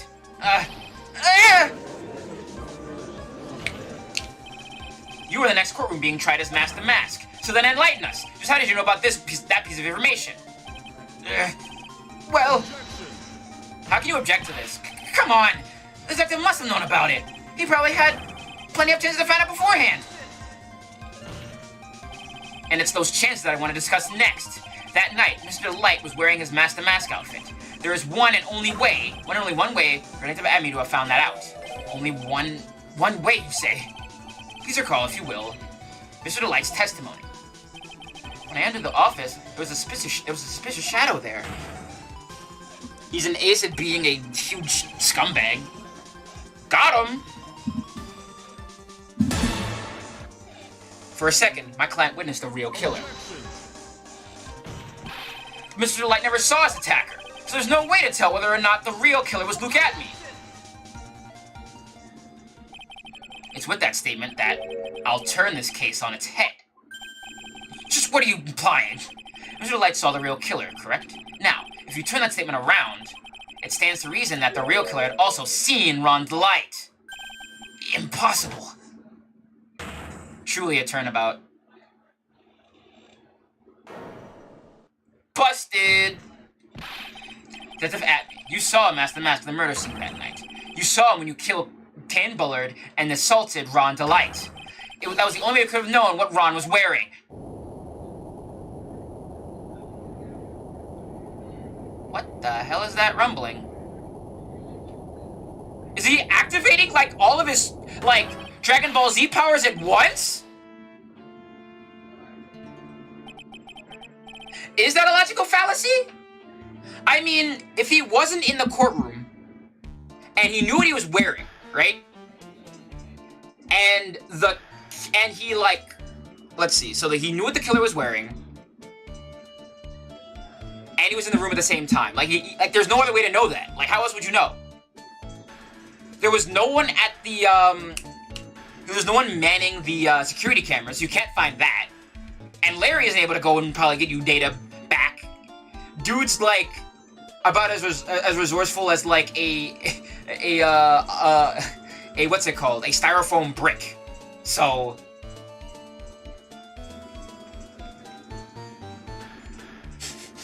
Well, he's got the yellow hair, so he's already one step closer.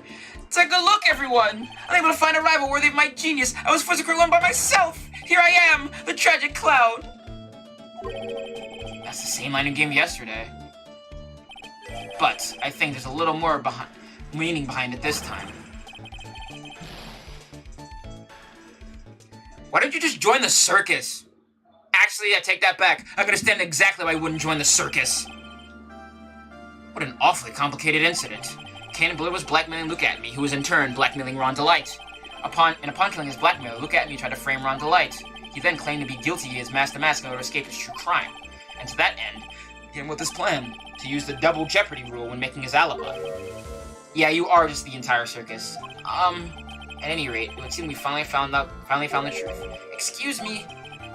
I came perilously close to misrepresenting the record of an innocent young man. besmirching him with the title of murderer. Don't ignore me! Oh, I didn't realize you were there. Why wouldn't he be? About the verdict. I know. You never committed any murder. That's right. I was glad you understand that. But, I really am Master Mask! Huh? So, thanks to that trial yesterday, I'm innocent now, right? What was it you said? Double jeopardy? Now that you mention it, I've been careless. Careless? What do you think, Mia? As the defendant says, the rule of double jeopardy is absolute. A defendant can never be tried twice for a crime in which he was once found innocent. Then, Master Mask is really innocent? It seems so. For now. For now. Please get a regular job, Ron. Now then, this court finds the defendant not guilty. Look at this fruity little pose that Ron stands in, like... T for T, buy for buy. Boy, this is really... Wait, this isn't so good after all. You see, the thing is, I still have Master Mask after all. October 14th, 3:35 p.m. District Court, defendant lobby. Number 4. You did it, Phoenix. Thanks, Mia. It's been a long time, hasn't it? Yeah, it's because Maya doesn't call on me much these days. Oh? I'm just joking, Phoenix. I don't take everything so seriously. On the other hand, Maya, she seems kind of torn these days.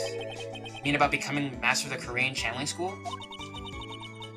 Yeah, I hope he goes straight. Becoming the Master means saying goodbye to our mother, Misty Faye, right? Watch over her, will you, Phoenix? Of course. Well then, see you around. Mia. Ah! Mr. Wright! I don't know what to say. Congratulations, Mr. Delight. Thank you so much! No, wait. Nothing really matters anymore, though, now that all of this has happened. Come on, just be happy already! Maya, you've been cleared of the murder charges and got off the Master Max to boot! But, in exchange, I lost everything. Huh? What do you mean? Stealing security information, keeping security, becoming Master Mask. I did it all for one reason. For her. You mean your wife, Desiree? She hates criminals more than anything. Come to think of it, she was once held hostage by some robbers, wasn't she? She always said how she hated sneaky criminals. I knew that, but once I got fired from KB Security and lost all the money I had, she wouldn't have any reason to stay with me. I thought she would leave me for sure. So that's when I became Master Mask. So that's when you became Master Mask? Yes, but it's all over now. A broken bowl can never be put back together. That's not true, right, Nick? Right. Really? Can we go back to the way things were? You'll be fine, and Nick can prove it. I can? I kinda wish you would check with me first. Mr. Light, even if a bowl is broken, there was always a way to put it back together. Sacred urn. Desi was the one who found this. Desiree, your wife. She's always believed in you, Ron. That's why you'll be fine. You don't have to worry about anything. I appreciate your enthusiasm, but if I need help, I'll ask. Thank you, though. I should be fine. You don't have to worry about anything. Ah, there you are! Mr. Light. You did it, Ronnie! You're innocent! Congrats! That's it. Let's say congrats.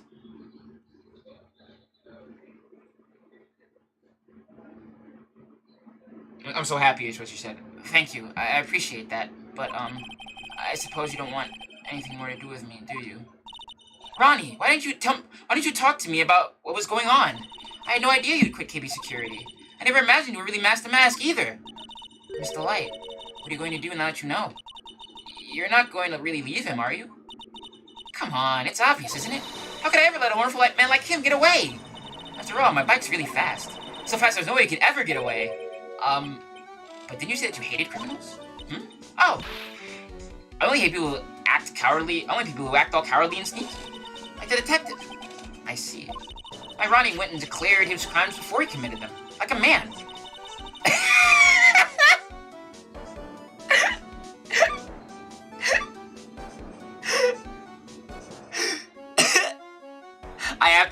I really have to say, this is, like, really cute, actually. This is actually really cute. I love how much they're, like, she's husband girl and, like, wife guy. I love that. I kind of love that, actually. I just love a man who's so chivalrous. Chivalrous? I knew I was right about you. Every day I spend with you is filled with thrills and excitement. Desiree, you really do love Ron, don't you? Nicky boy? Yes? I'm really glad I asked you to defend my Ronnie. Thank you so much. I'll never forget what you've done for us. Oh, well, take care of yourself. You too, Nicky boy. I can feel my face going red. Mr. Nick, Mystic Maya, congratulations! Oh, well, here comes Pearl to make your face even more red, buddy. Talk about bad timing. Mr. Nick, how could you? The man's wife in front of Mystic Maya! No, you got it all wrong! I'll never forgive you, never! Ugh. Poor guy.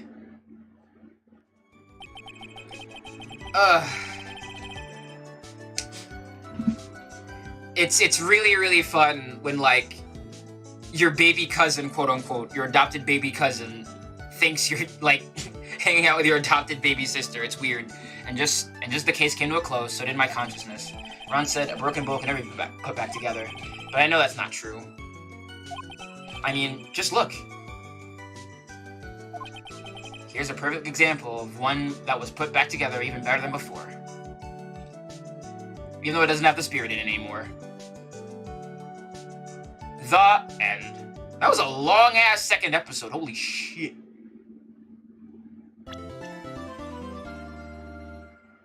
Oh my god. Look at that cute-ass outfit change. A little child can make a grown man unconscious. Good fact to remember in life. Well, like, I don't know if you've seen him in, like, MVC, but he has really low health. Like, really low health. I also like this dude with a scout over there in the bowl cut. Like, damn. Fucking... Which one of the three switches is that? Is that, that's Mo, I think, with a scouter on. Let's get in here. We're continuing on.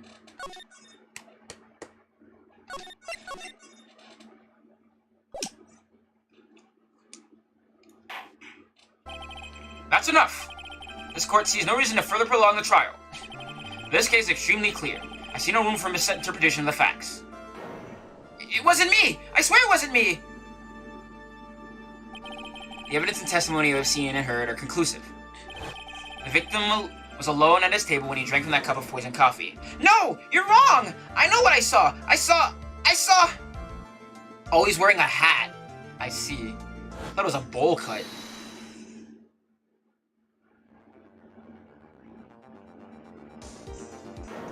I saw someone else there! A man! He's the real killer!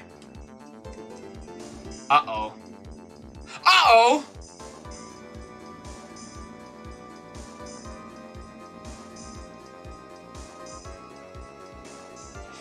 This is also my first playthrough, so try not to spoil anything. Why won't anyone believe me?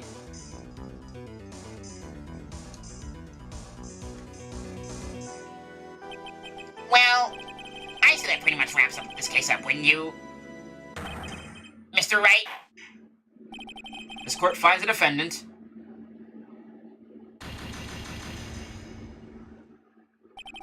This court is adjourned. Well, game over, everybody. Game over. We lose. I'm just fucking around.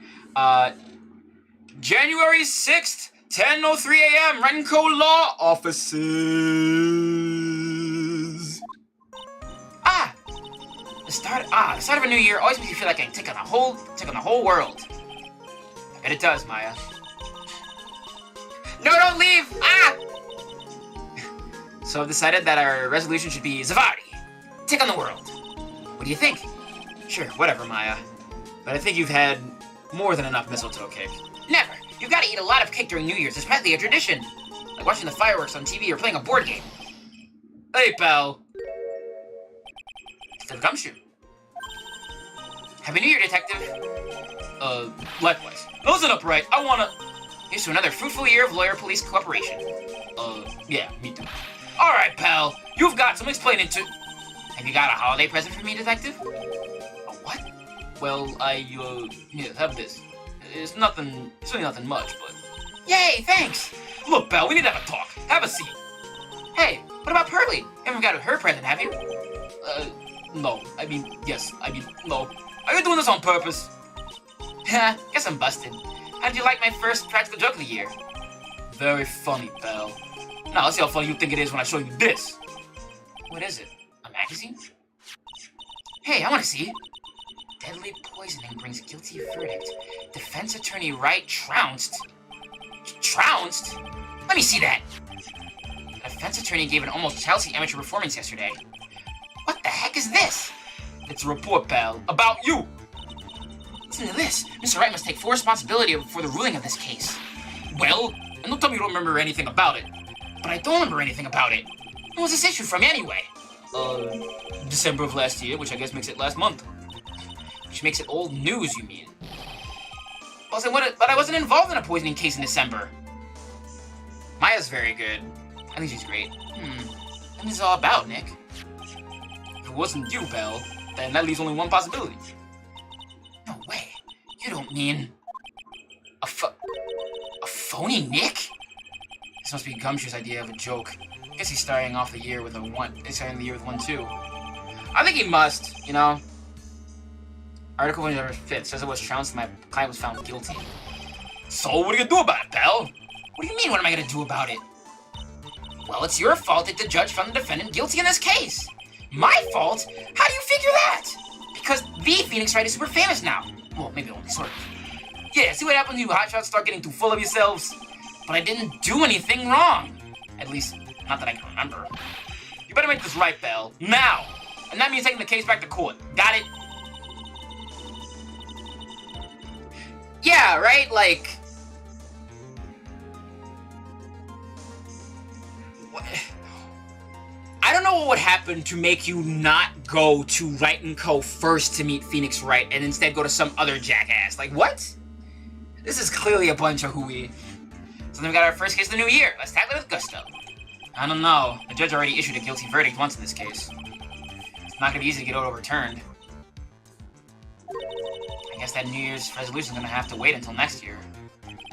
So you're taking the case, right? Good. I'm gonna head over to the courthouse then. After that, I'll go back to the precinct. Stop by if you need something. Okay, pal?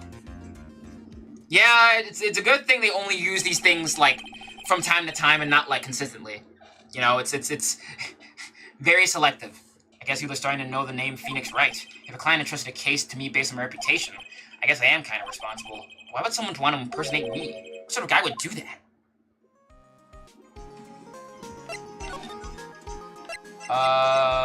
Criminal Affairs Department.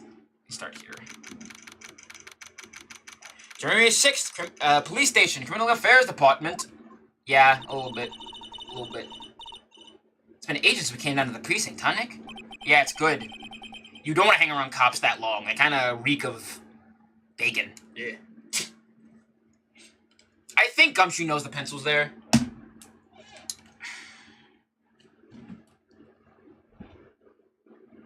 Chat, I'm having trouble. Should I... Oh, thanks for the follow, by the way. Chat, I'm having trouble deciding. Should I order a pizza? Do you think I should order a pizza? This is very important, ground-shattering question I have to ask. Very important choice. More important than any choice I'll ever make in this video game. Should I order a pizza? Yes? Okay. I am easily convinced. Well, do you want a pizza? A little bit. I mean, no? Oh, okay. Would you ever order a pizza? Okay. Thanks for the tip. I am very easily swayed. I'm the judge from this game. Thank you.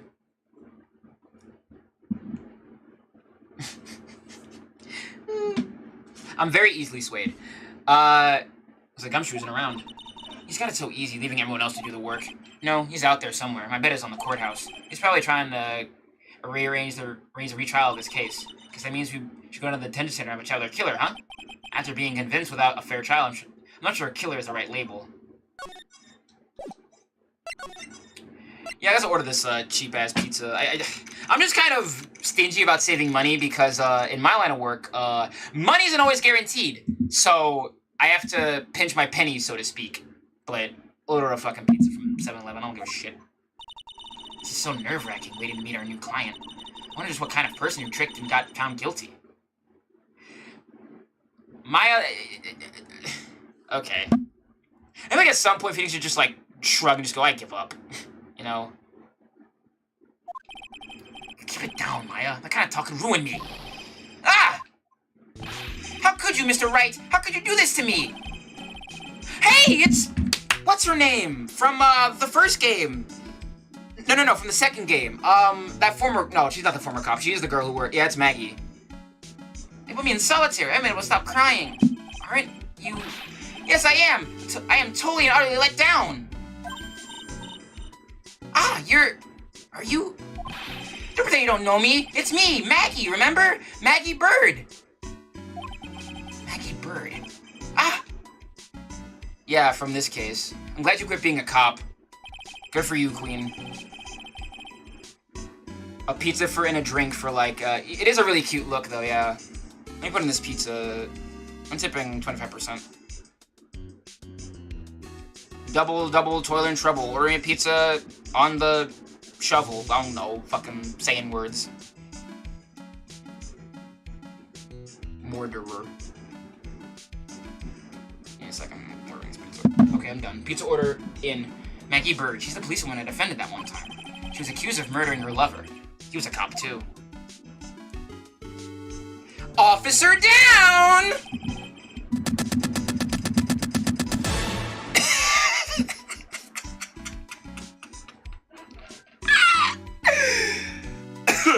Excuse me. What are you doing here? Didn't I get you a quit? Oh, sure. Very funny. After that fifth-rate defense job, you come in here and start making jokes? You better hurry up and tell her what happened, Nick. Oh, I see. So that's where we stand right now. I'm sorry you've been caught up in another murder. My whole life has been nothing but a whirlwind of bad luck and failures. I think I remember saying the exact same thing last time. But I don't mind. I was more disaster in my life. I don't know if that's the kind of optimism you should have, homie. At least now the real Mr. Right is here with me. I want the world to keep me down, sir. Alright. So, how come you're dressed up like that? How come you're dressed like that, Maggie? Last year you looked so sharp in that police uniform. I was fired after that incident last year. Oh, I'm so sorry. It's okay, I don't mind one bit. I enjoyed being on the force, but I think it was time for me to move on. So, what do you do now? In the second act of The Life of Maggie Bird, I'm playing the role of waitress. A waitress? Yes, in a French restaurant. It's a small place, but it's quite fashionable. My charming smile and shapely figure came through for me. I bet your modesty helped out too. And the owner, Mr. Armstrong, hired me straight away, sir. And then you got into this mess straight away, right? Yeah, you can put it that way. This whole mess started on the 3rd of last month. It happened at Très Bien. You dance game?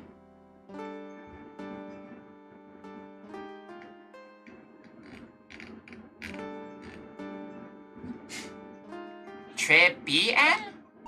Yes, it's a restaurant where good service and a friendly smile are always included. Oh. What? Okay, that's a scouter. There are 2 men at the table, both drinking coffee. And then...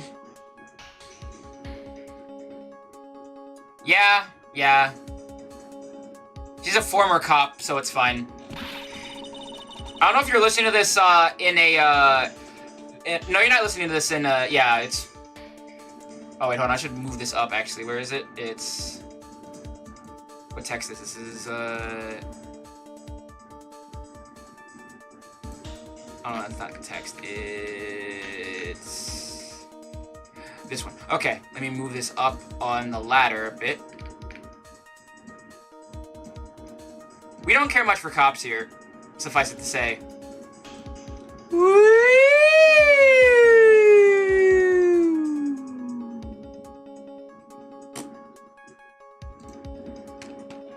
Anyway, one of the men slipped some poison into the victim's cup. The victim took just 1 sip and was gasping for air. I was so shocked I passed out. Hey, hold on there, Maggie. What? You keep calling the guy the victim. Didn't you know the guy who was killed? Not at all. I've never even seen the guy before. Oh. She wouldn't have had a motive to kill him then, I guess. And the other man, the killer. You saw him, right? Of course! A good waitress must be attentive to the clientele. So, you saw the killer. Were you You're found guilty of the crime anyway? How come? You tell me, Mr. Wright! Ah! Guess the answer to my question is my phony. Anyway, she saw the killer. Better see if we can get a description of the guy. So, if you saw the murderer, why are you still convicted? Because no one else saw. Saw what? The other man. The one who put the poison in the victim's coffee. Everyone testified that way. Mr. Armstrong, the customer, everyone. The victim was sitting alone at his table the whole time. But how is that possible? I don't know. But nobody, not even one person would believe me, sir. Even Phoenix Wright, my one last hope for a fair trial, failed me. What a pathetic defense. Randy could have done a better job. Look, that wasn't me, okay? And then, I found something a bit incriminating in my apron pocket. What? A small bottle of poison. What? Poison? It was in your pocket? Well, I passed out when the victim collapsed. The killer must have slipped the poison into my pocket when I was unconscious. No one else saw this. No one else saw this other guy? No, sir. That's what everyone said. But I don't see how I could have missed him. I was the one who took the coffee to the two men. Oh? And what was your impression of them? Well, you can't always just push people off of bridges or stab them onto, like, gates or whatever the hell. It has to be a little bit more subtle. Well, when I first saw them, I kind of thought they might be in the music industry. In music? How come? Well, one of them had some sort of earpiece and an emo musician look about him. There was a sample CD on the table, sir.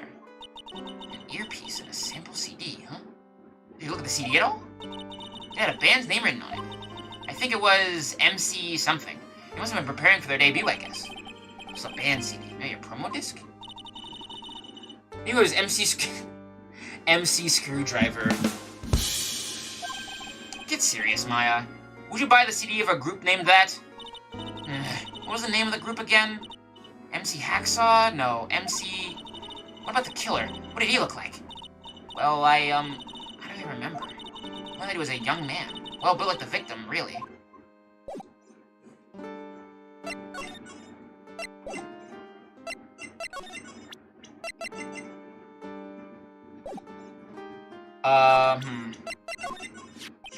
Oh, yeah. I need to ask you about this. Hey! This article's about my case! Can you tell me anything about the guy who was pretending to be me? Yes, sir! It was the morning after I'd been arrested. I met you in the visitor's room here. You were wearing one of your super sharp suits. Me?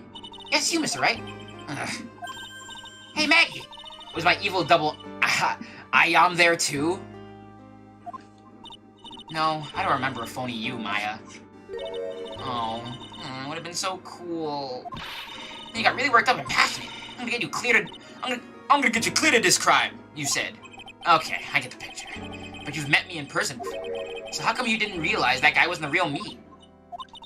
I guess, looking back now, it was a little strange. Only a little? Well, okay, so you were a bit taller than normal. And you looked a bit shaky. And your voice was a bit weird. Oh, and you had this weird, kind of funny accent, and so the guy was nothing like me then. But he had your spiky hair and blue suit. Is that all it takes for him to imitate me? How about everyone else in the courtroom? Like the judge and the observers? Didn't they realize he was an imposter? Everyone had these big question marks on their faces, but it seemed like no one wanted to say anything, sir. This case just keeps getting weirder and weirder. Mr. Wright, do you think it's possible to get a retrial? Probably.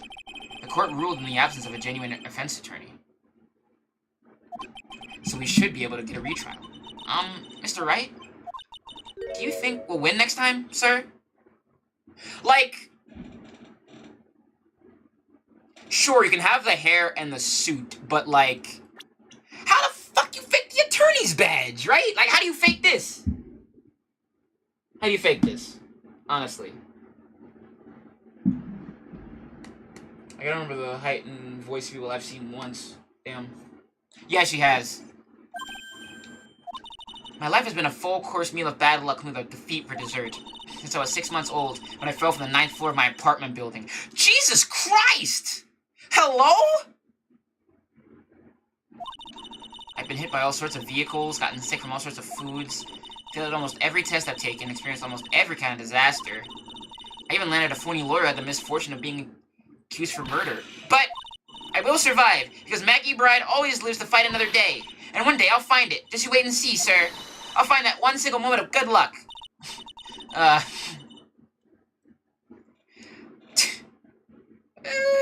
Honestly, yeah, a little bit. Ugh. Zenith is really gonna pay for this. What are you staring at me like that for? Maya's right.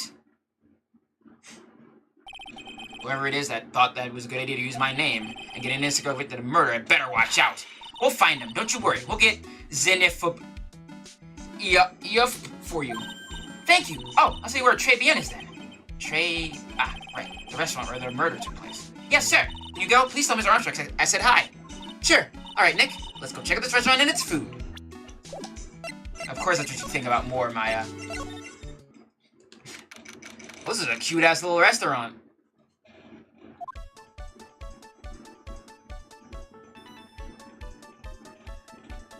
I could probably do it. Wow. Look at this place. Look, more like smell. What the suffocating scent of flowers in here. Then again, girls like that kind of thing, right? Actually, I'm not all that into it. No one's coming to see us. Maybe there's no one here. Don't be silly, Maya. This is a restaurant and it's open for business. Hello? Anyone here? I don't believe it. There really isn't anyone here. Perfect. Let's get intrusive. If there's no one here, we can take anything we want. Yeah, I suppose we can. God, Maya holds the brain cell, but she's also like, you know, she's Miss Sticky Fingers. It's a rack full of fashion magazines, and they're all in French. Why don't you try wearing something a bit more chic sometime, huh, Maya? Yeah, I guess I could. I'm always in my act-like clothes, aren't I? If you want to wear normal clothes every now and then. Something's behind the rack. Looks like a sports paper to me. Hey, and look at this. Someone scribbled a little doodle on one of the pages. MC Bomber. And 1, 2, 3, 4, 5 zeros. $100,000 maybe? What an MC Bomber is supposed to be. This paper. It's from December 3rd. This paper's from the day of the poisoning. What? Paper from the day of the murder. This has got to be a clue. What is MC Bomber a joke about? Jonesy, do me a favor. Look up who wrote the song Can't Touch This. And you get back to me. Let's see if I can find out more about this paper. Probably need to bring it to Maggie. Look at all the little trinkets tucked away in here. I mean, Mr. Armstrong collected all of these personally. Let's see, a bouquet of flowers, some potpourri, and look! Some fine bone china cups. I never knew you were so cultured.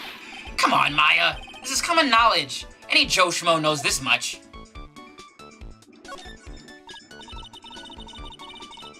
Look, it's one of those magical boxes that spits out money. I already did the hammer joke. How is Bomber connected to hammer? Bomber, hammer. It's like same syllables. Rhyming. It's one of those magical boxes that spits out money. You know, you don't know who could ever describe a cash register in that way. And like, they do a lot of like, you know, repeated jokes in these games. Like a Beautiful Joe reference and shit, you know? So it's not without the realm of possibility to do the same joke twice. This table's set nicely. It doesn't need a customer. What do you think this flower is, Nick? Let's see. Well, it doesn't look like a tulip, and it's not a sunflower, I don't think. Duh, even I could have told you that. Well, those are the only kinds of flowers I know. Dangnammit, I'm a lawyer, not a botanist. Yeah, but Herlock Sholmes isn't actually a joke. In the literal sense, Herlock Sholmes is an actual literary character from the Lupin novels. Because the writer of Lupin, not like Lupin the Third, I'm talking about like original like Arsène Lupin books. He wanted to actually put Sherlock Holmes in there, but the guy who made Sherlock Holmes was like, no. So he made Herlock Sholmes instead. Sure, how well you know flowers? Not that well. Dangnammit, I'm a lawyer, not a botanist. Damn! This must be the table where the murder occurred. I guess so, with all this police tape around it. And that stain must be from the poisoned coffee. I'm gonna go lick in the tablecloth, okay, Maya? Why would I lick it? I'm not a cat, you know. Why can't I picture you doing just that?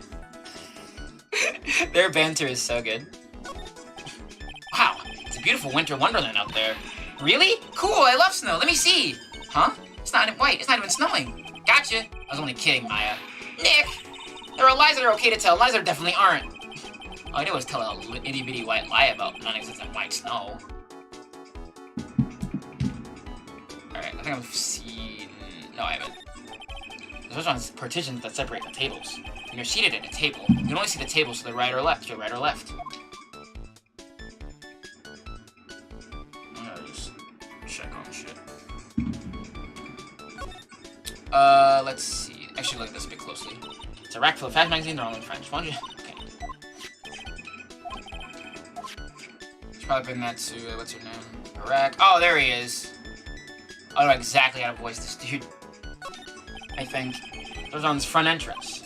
There's a sign hanging on the door written in French. It probably says open or closed. Yeah, he's right. Ferme is on the back. Yeah, must be one or the other. But I don't know which, because I don't know Jacques about French.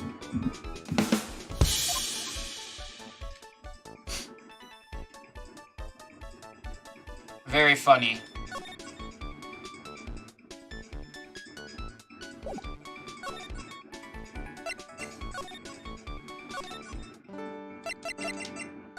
It's not gonna be there yet. Oh, a sports paper. Let's see.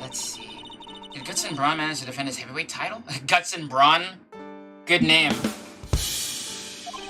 Sorry, Maggie. That paper is actually a month old. It's from the day of the murder. And Gutson got knocked out yesterday, I'm afraid. Oh no. I found this paper in the magazine rack at Trebienne. Really? That's strange. Trebienne doesn't get newspapers. Mr. Armstrong says he's not really fond of them. Then maybe one of the customers left it behind?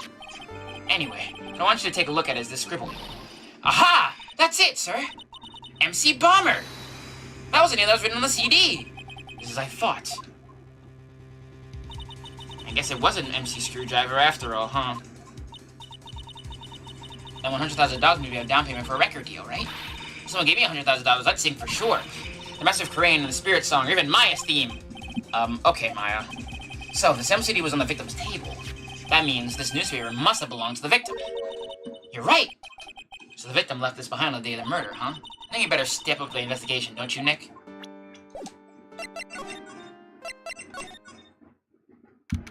January 6th, Très bien. Ooh la la, bonjour! Welcome to Très bien!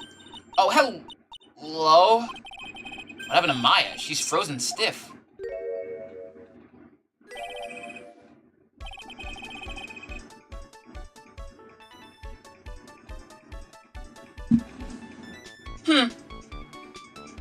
I see. Bienvenue!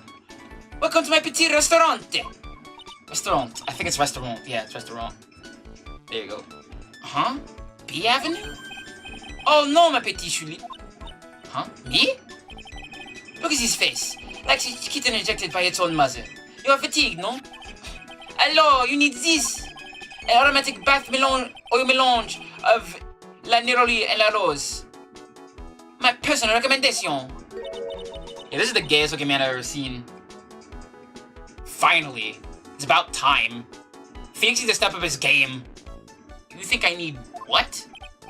Oui, just add a couple of drops into the mixture to la backwater, and voila! It will soothe your body and your mind. It is simply fantastic! Really? And for le monsieur?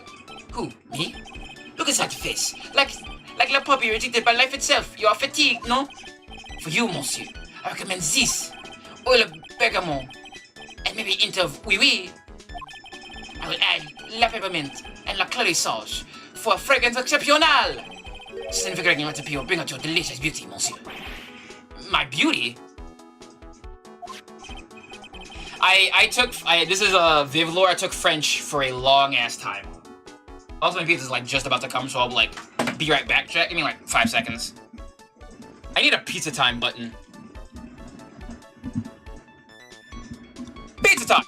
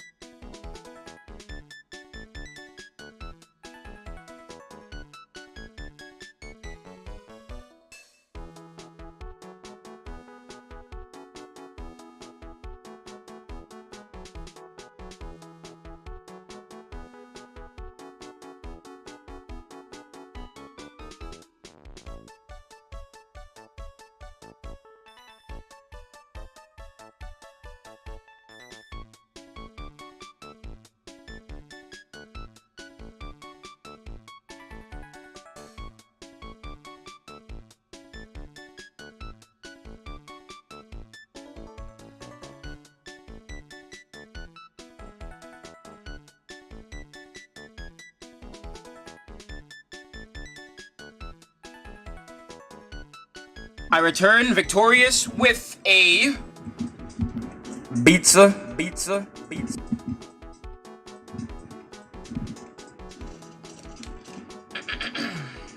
Alors, if you will be seated, I will bring you la special menu of the day. Actually, we're not here to eat. We're lawyers. Well, ma bien sûr. I know this already, monsieur. You are la Phoenix Wright, no? I like that he uses like only, and forgive me for saying this, chat, but like it is actually just how it works in French. Feminine pronouns. I hate that terminology, but here we are, I suppose. It's fun that he uses like, oh no, I think he used mon earlier, but I have to refresh my memory. You're la Phoenix Wright, no? Yes. You know me? Mais oui. I will never forget the man who flirts with me, especially in court. I guess he was cross-examined by our mysterious Zenith. Listen, everyone to do with this case knows who I am already. I wonder what sort of impression Zenith. Is that like a pronoun in like an article? Yeah, feminine article. That's what I mean, right? Thank you. You're leaving on people, don't you? Allowing me to introduce myself to you again, I am Jean Armstrong. Enchanté. They weren't kidding though, dude. Like, this man's got some guns on him. You got a license for those? Are they registered? All right, buddy. So what does très bien mean? I know très, that means 3, right? No, wrong language, Maya. It means very good in French. Très bien. No. Très bien is français. In English, you would say very good. Oh, very good. Oui, exactement. L'atmosphere is très bien, and la cuisine is très bien. The food's so good. Why aren't there any customers in here? Phoenix, it's a crime scene. Of course no one's eating here. Like I said, high whiz, low int. My cuisine is not for all. Some people, they do not appreciate le haute cuisine. Not everyone likes hot cuisine. Since I have lost Maggie, I do not have enough hands. So you're running this place on your own now? Oui, for la moment. No one has answered my advertisement. Oh, pour moi. Please don't eyeball me while you say that. I am la chef. I am la managère. I am also a trained aromatherapist. A roaming what?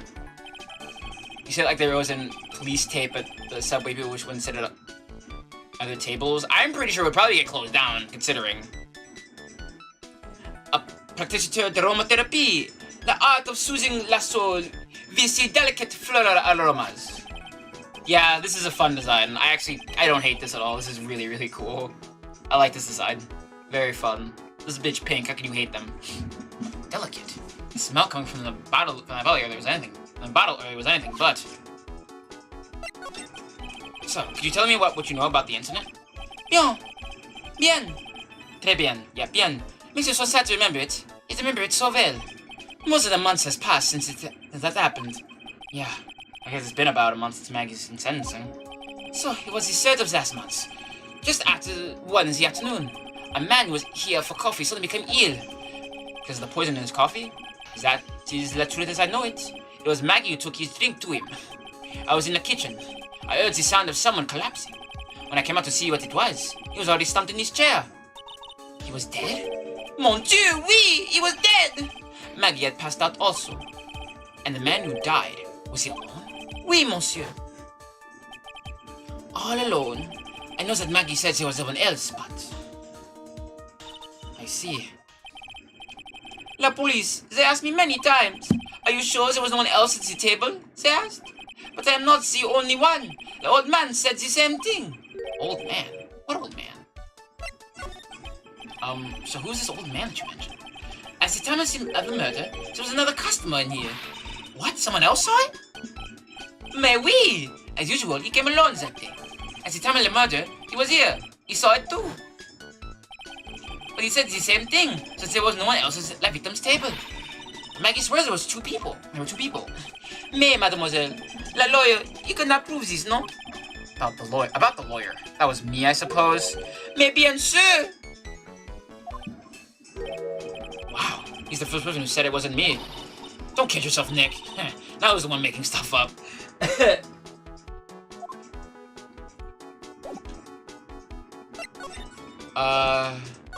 Let's see. Yeah, I really do enjoy. How old are you, man? 39. Wow. I gotta say, you keep really youthful for 39. I guess it's those rippling biceps. Let's see.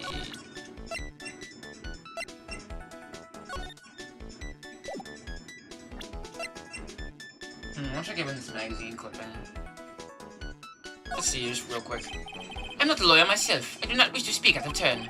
But your defense in court that day was a little, how you say, lacking, perhaps? Even a Frenchman who cannot speak any English could have done a better job. You are very cool, though. Oh, oui, oui. So handsome. Wow, wonders how bad the defense could have been. Every time you opened your mouth, the old courthouse stirred. Oh, man. That is something I don't want to imagine. You take a scan, what can I say? You know what? Fair. I can respect that. Alright, Gumshoe. Don't worry, I got a... Ah, damn it.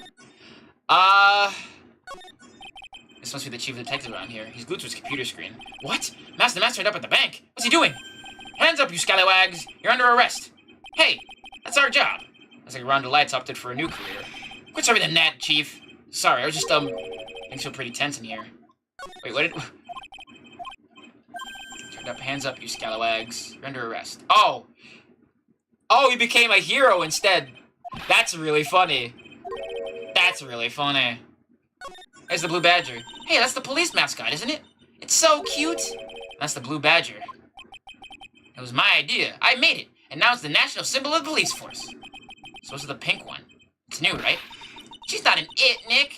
She's a she, right, Chief? Yep. Meet the pink badger. Very, they're the only one that is unjustified in not recognizing Phoenix as a judge. Yeah.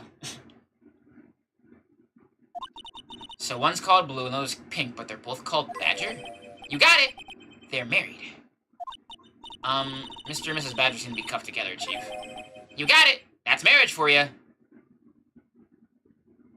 Wow. Look at me. Look at me. Look at me. I am man, marry wife, am chain, am unhappy, am sad. Why I get married? Ball. At least value your spouse, you fuck. Alright. Whoa. A mascot that's deeper than the deepest of deep oceans. Phoenix, don't encourage him. More women cop mascots. We already have one. Her name's Chun-Li and she's great. I mean, she's not a cop anymore, but you know what I mean.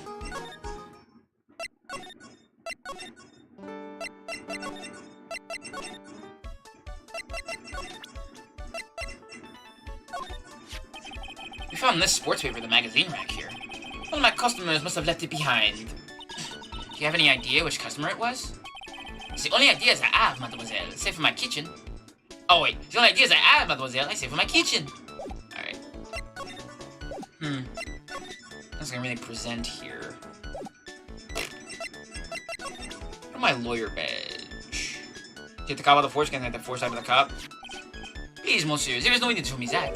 You are more Phoenix Knight, the first defense attorney in town. I can imagine how he formed that completely wrong impression of me. The last time we met, did I show you this badge? Oui, you flashed to everyone in the restaurant. Looks like Zenith is a bigger fan of flashing stuff than you are, Nick. Well, okay, so we know he has a fake badge.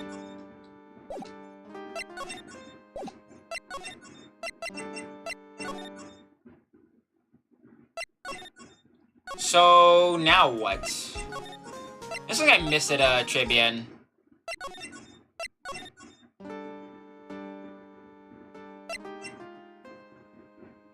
Oh my fucking god, I just thought about it for like 2 seconds, and I'm like... So the entire time I was like, oh, why'd you call him a badger? And I'm like... It's a fucking... anthropomorphized police badge. Just fucking...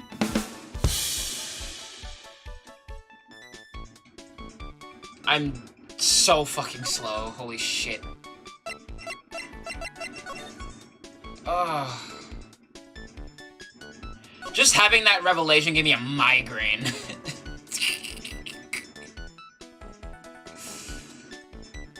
Ugh. Holy fucking shit.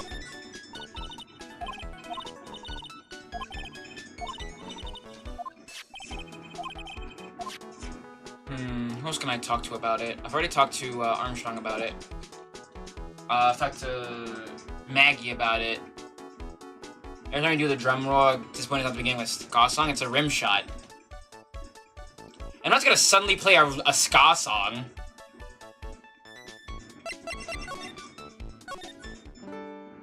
Phoenix Writers for pun lovers and haters alike. Yeah, just like Dragon Quest.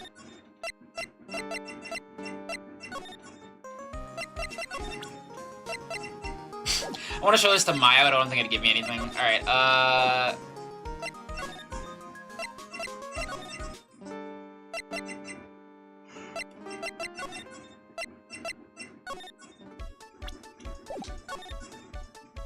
okay, I else can examine. Should I get more information about the old man?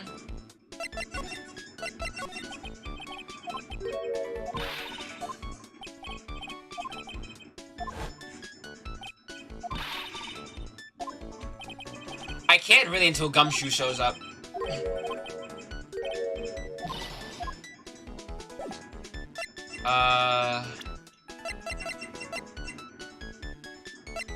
Old man. Does he mean Godot? Fuck this. Letition, mais qu'est-ce que c'est? Ah, je ne comprends. Can't just make something up.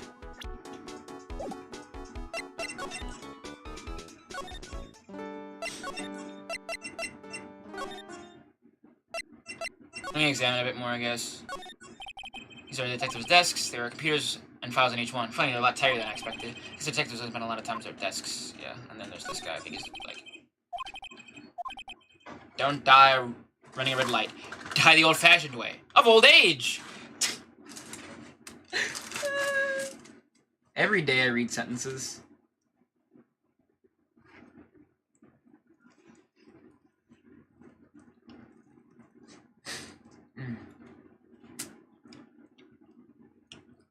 I'm just waiting for the flag for Gumshoe to show up. But I don't know what I need to do.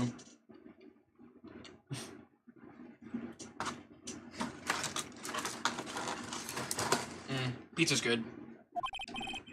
We have a winner! Inject a bit of humor, that's the key. To be fair, the oldest, ageist way to die is murder. Yeah, that's true. I'm just coming up with slogans for a city campaign. I guess? No, to be fair, you would say the oldest way to die is via a rock. Poster of a female police officer. Wait, no. That's the latest Babes in Uniform calendar. My bad. Classy. Glad to know that the police office is a rugby locker room.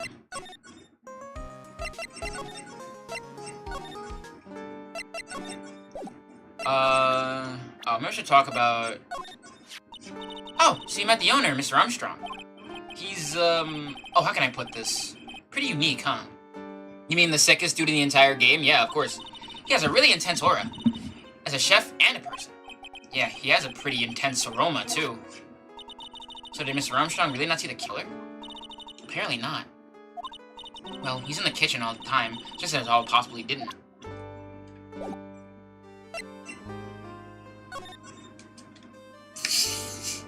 Yeah, he does a little, limp wrist. Of course he does. He's bisexual.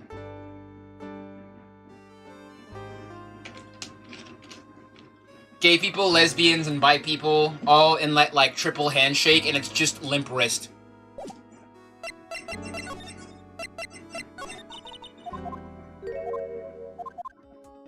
You already know this, I'm just trying to see if I need to talk about anything else again, but it looks like I don't have to.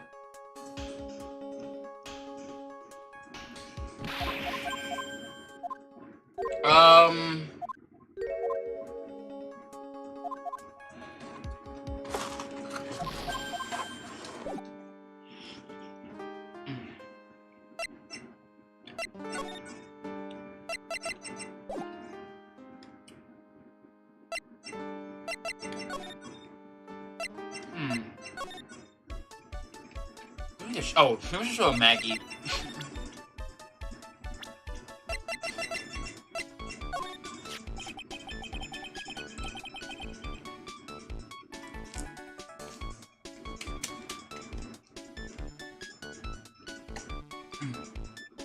Sorry, I'm loving pizza to my gaping maw.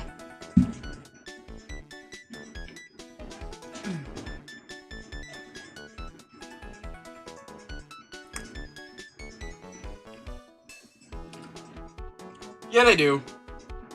They do, you're right. But I like seeing, like, the characters and everything.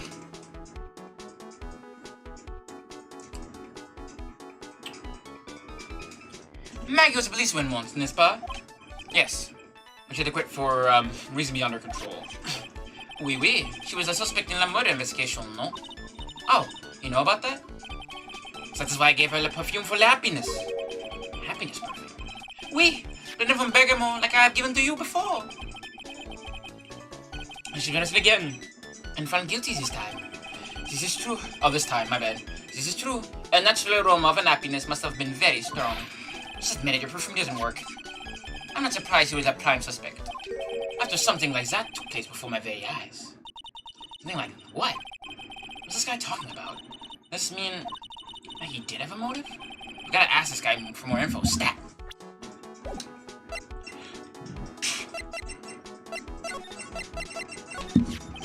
When Maggie took the coffee over to the victim, did anything happen? Oh, oui. I suppose you'd say so. What happened? No, it was, no. Look, Maggie says she didn't even know the guy, but she's still been indicted for murder. The prosecution must have come up with some kind of motive. Oui, it is true. Yes, it was. If there's anything at all between Maggie and the victim, it could be relevant. So please, tell us anything you know. Yup, here we go.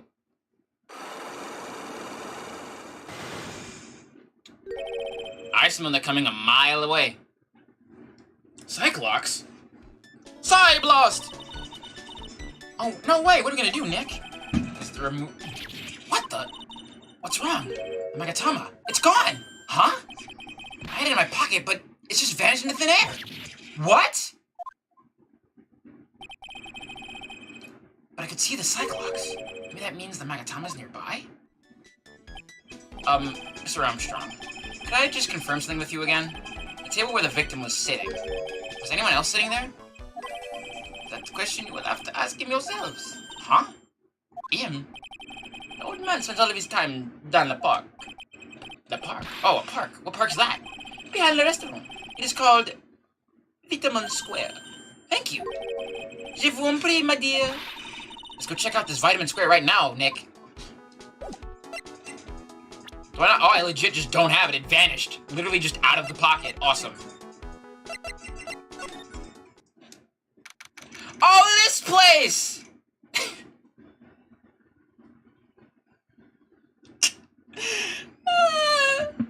Gotta say, of course a place this will be behind Très Bien. No comment. January 6th, Vitamin Square. So this is Vitamin Square. Yeah, I see where they get the name from now. The fruits scream, vitamins! Vitamins! At you. Hey, Nick! That's the guy, right? Isn't that the old man Mr. Armstrong was talking about? That grouchy-looking grandpa? He's throwing seeds after the pigeons. He's not throwing seeds after them. He's throwing seeds at them.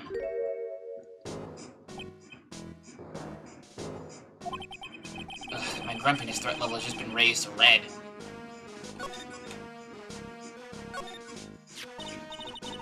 Ooh, there's a magazine here. It's a magazine full of joblessness. You disgusting rogue, picking up something someone else threw away. Throw away? Did you throw this away? Are you looking for a job? Get! That's none of your business! Sorry, I guess I'll just take the magazine with me then. I don't want it. I don't want anyone else having it. Give it back! Too bad. Now that you want it so bad, I don't want to give it up. Hey! That's mine! Oh, you said you threw it away. Hey, look! Pigeons!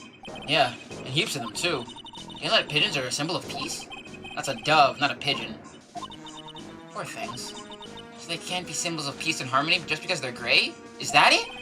You're overthinking this one by just a smidge, Maya. Alright, let's talk to this guy. Wait, no.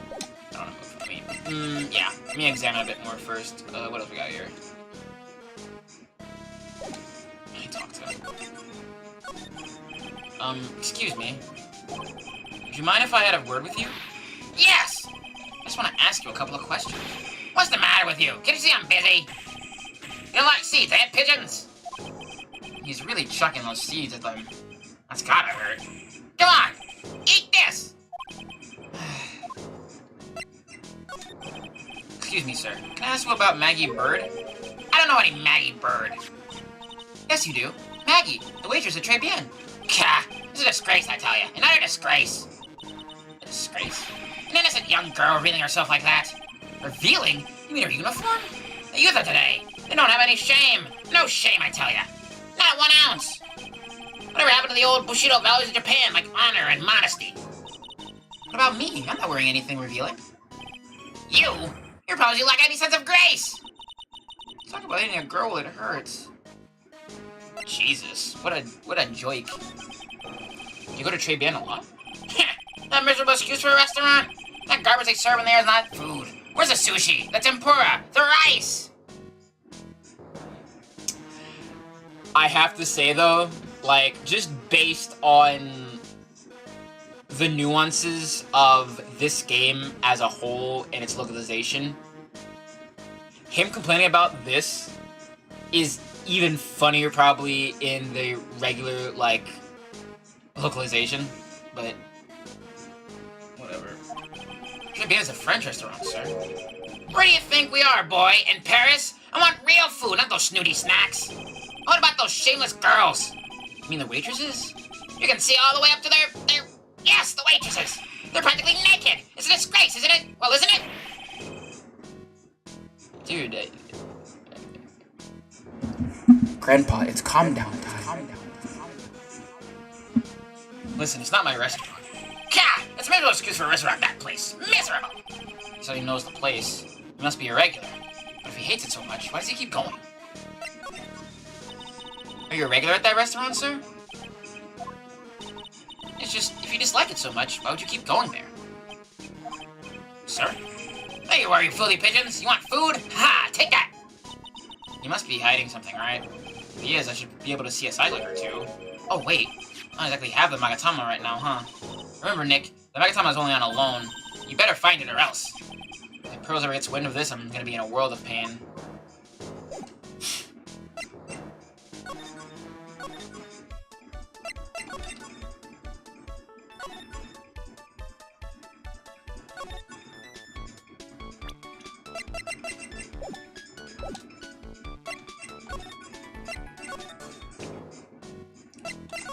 Alright, let's examine a bit more. Saw the pigeons. Let me go to this thing here. This place is so fruity. I'm saving that. I'm saving this right now.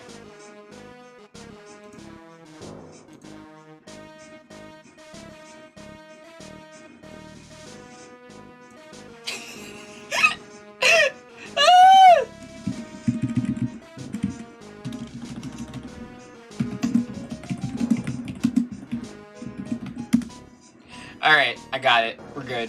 Moving on. That's not a bad thing. What a reply! What a lightning fast reply! I love you, Phoenix. Besides, I love apples. They're one of my favorites. An apple slide is perfect for you. And what is so perfect about it? Oh, come on. Don't be a stick in the mud. Slide down it a few times. Go on. Woo! No way. I'd covered in sand if I slid down that slide. You don't even see that. Yeah, you're right. Otherwise, I'd give it a try, too. I used to love sandboxes like you wouldn't believe. Really? You? Sure. Finding iron fillings in the sand with a magnet was my favorite thing to do. Iron filings. Wow, that's too exciting for words. It was my ambition to collect every single shred of iron in the sandbox. I was such a kid back then. So, did you manage to get all the iron? No, I never did. I think I came close, though. Couldn't think of it. I still have all the iron filings I found on the way back then. You want them? No.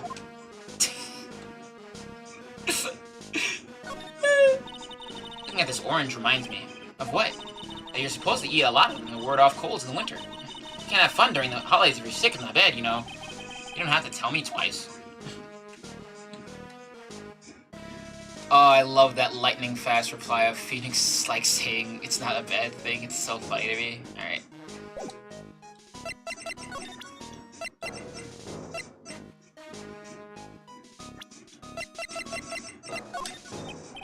Excuse me, sir. Could I ask you about this? Sir? Here you go, boy! How do some pigeon feed sound to you? This wasn't exactly what I was hoping to get out of this guy. Alright, doesn't have any responses.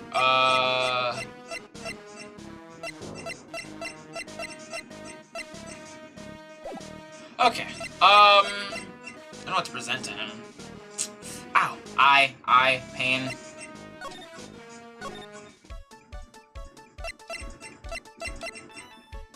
Look at this. Nothing really in here. Thrown away. Oh, I can't actually even look at his Cyclops. I can't actually.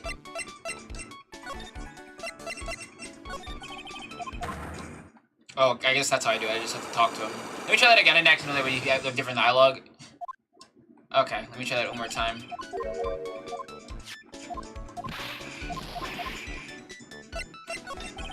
Maggie wouldn't just have put poison in some coffee with some guy she didn't know. If she's really guilty, there must have been something between her and the victim.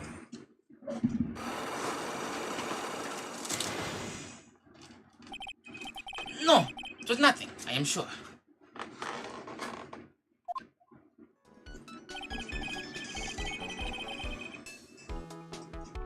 Que será? Perhaps Maggie had another reason. What's Maggie's motive got to do with this chef? Why is he hiding things from me? And another thing. Where'd I drop the Magatama? If I can see the log must mean it's nearby. Well, I only loaned it to you, you know. You better find it, Nick, okay? And here I thought it was mine to keep. Alright, let's see here. Probably somewhere I've been before.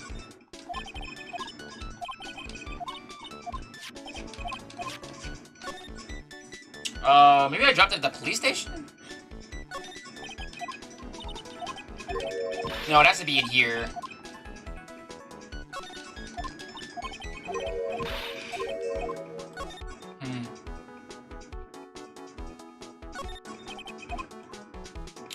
Where would it be? I have to find the Magatama if I want to continue on the plot, I think. Maybe, Gumshoe has something now. Nope. Better find a Magatama and fast.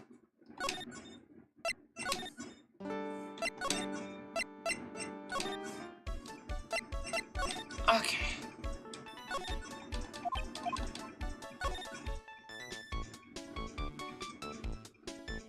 Not on there. On the windowsill. I'm sure I'd find like a new little signifier if I found anything new.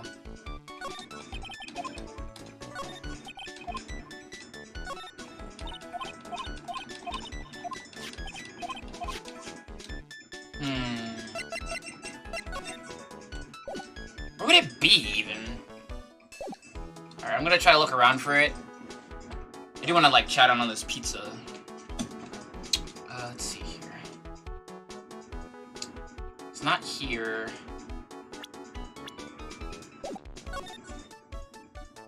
Where could it be? It's in here somewhere, but I don't know where it would be.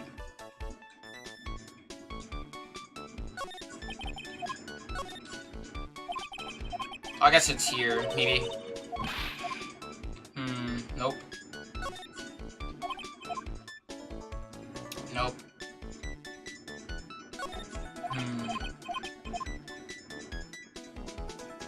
Let's see here. Yeah, I'm looking at the same thing for like 5 times. It's not here, it's not at the desk, or at the table, rather. Not on the picture, not on the windowsill, not on the crime scene, on the coffee table, not on the coffee stain. Alright, it has to be in this room somewhere, but how would I even get it back in the first place? Oh. Mademoiselle! Yes? Are you looking for a job? What? No. I was just... Let me see. You have an... Your style is un peu different, but you have a good face. Different? I Felicitations! You have passed! I will hire you! Bien, come with me! I will teach you everything I know! Nick! Help! I don't know whether to laugh or feel bad for Maya. Maybe I should do both. Oh, here we go. Oh, dick. Alright, I thought it would be there, but no. Here? Oh, she's in the circle in red. I really hope Mr. Armstrong's not thinking of buying any of these. Yeah. Eat freak. The food in this place was edible. Jesus. What's gonna be on the windowsill, maybe? On the picture. Maybe over here? A bit rude, don't you think, Phoenix? Holy shit.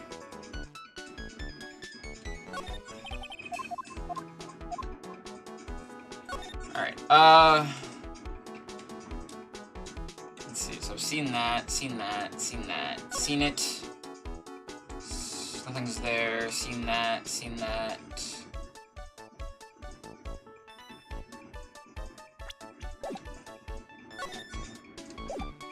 Alright, maybe I'll just move to Vitamin Square again.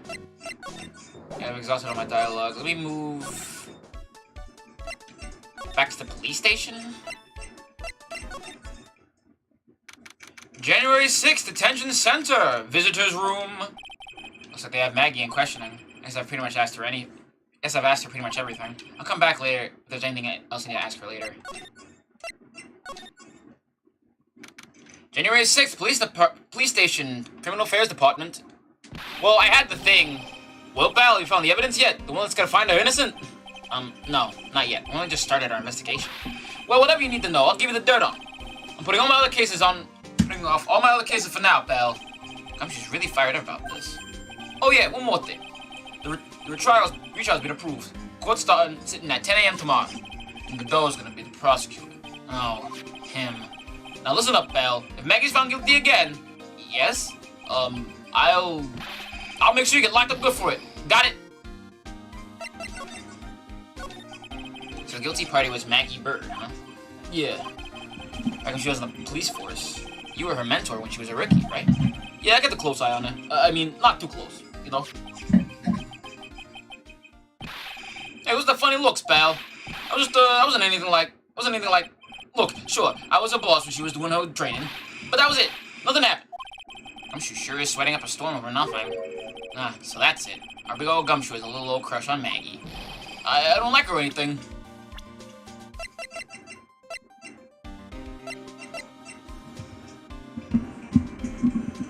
Kinda weird, boss. I was, Note to self, gossip with Maya about this later. Look, pal, don't tell anyone, okay? You gotta keep it a secret, got it? You sure? Would you mind not guessing what I'm thinking all the time? Hey, tell your face, pal, not me. You gotta be blind and not see what's on your mind. So I was wondering, could you fill me in on the victim? Also, I love that whole thing that Phoenix thinks about just gossiping with Maya later, like, sibling core. Glenn Ellick. Glenn Elg. Well, it's embarrassing sometimes, you know. He was a computer programmer. I see, a programmer. He was just a regular Joe working for a small-time computer firm. Maggie never had any contact with the guy before that day. And all she did was take him to his coffee boat on the day of the murder. The murder, pal. Yeah, Maggie also claimed I've never seen that guy before. Did make him go to the restaurant often? Not according to the chef. Said it was the first time he'd seen the guy. Programmer. And a first-time customer in fact. What possible reason could Maggie have to have killed him? Have had to kill a guy like that. People who ship Nick and Maya have no reading comprehension? Yeah, truly. That's what I thought. But a motive was still somehow established in her trial. You're kidding! What was her supposed motive? Sorry, pal, I'm real busy. I haven't got the time to sift through these papers. Yeah, basically. Go look into it yourself, okay? Look at this motive, man. This isn't really a proper investigation. I'm kind of working on it by myself. Oh, that's right.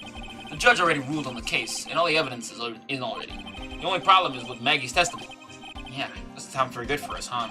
Look, pal, I've got a mountain of papers on this case to look over before tomorrow. So I'm just gonna say this. Maggie Bird's no liar. She's okay, she's a bit out there and a little bit off base sometimes. But she was a good cop. That's not exactly a complimentary, you know.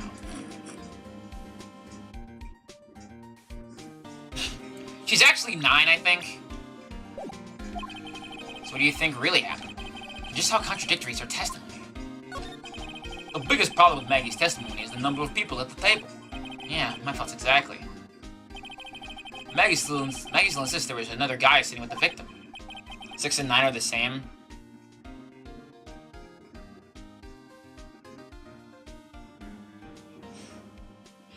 They're really not.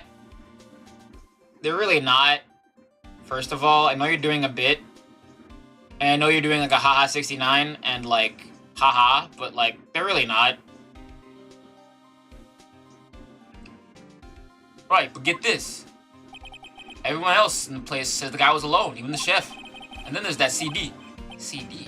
Oh yeah, she did mention something about a CD. CD, yeah. Flip it upside down. Regardless of like perspective, it's the number is being read correctly on one side. So no, you can just be wrong, okay? Like you can literally just give up the bit because it's not funny and just be wrong, all right? But guys, in that place upside down, there was no CD. What? Not on the table, not anywhere in the whole restaurant, pal. But didn't Maggie say the victim was wearing an earpiece too? Yeah, but that was for the portable radio in the front pocket of his hoodie. A radio? He didn't have a CD player? You got it. Your phony never even explained that contradiction at all. Come to think of it, the owner of Très Bien didn't mention that CD either. I don't know why, but I'm getting the feeling that Mr. Armstrong's got something to hide.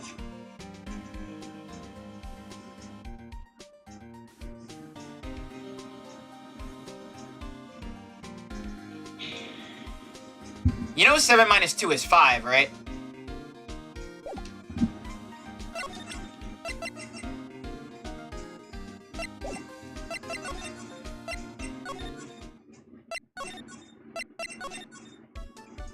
Alright, I guess we'll take a break for now.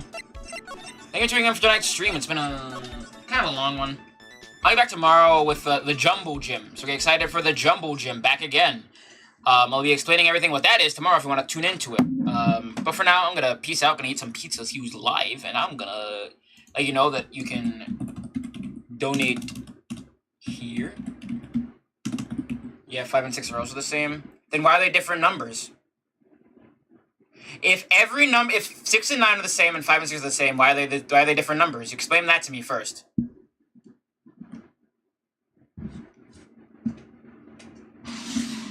Explain it to me, and maybe I'll believe you, but until then, you have a hard case to make, bucko.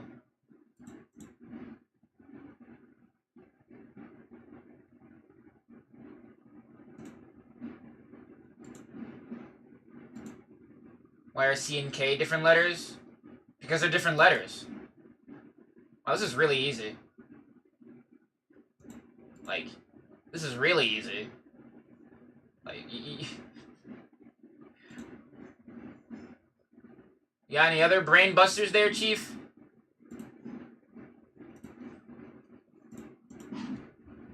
Yeah, I'm just gonna raid Aoife. I didn't think she was still alive, but she's still alive. Okay, I'm gonna peace out for now. Bye!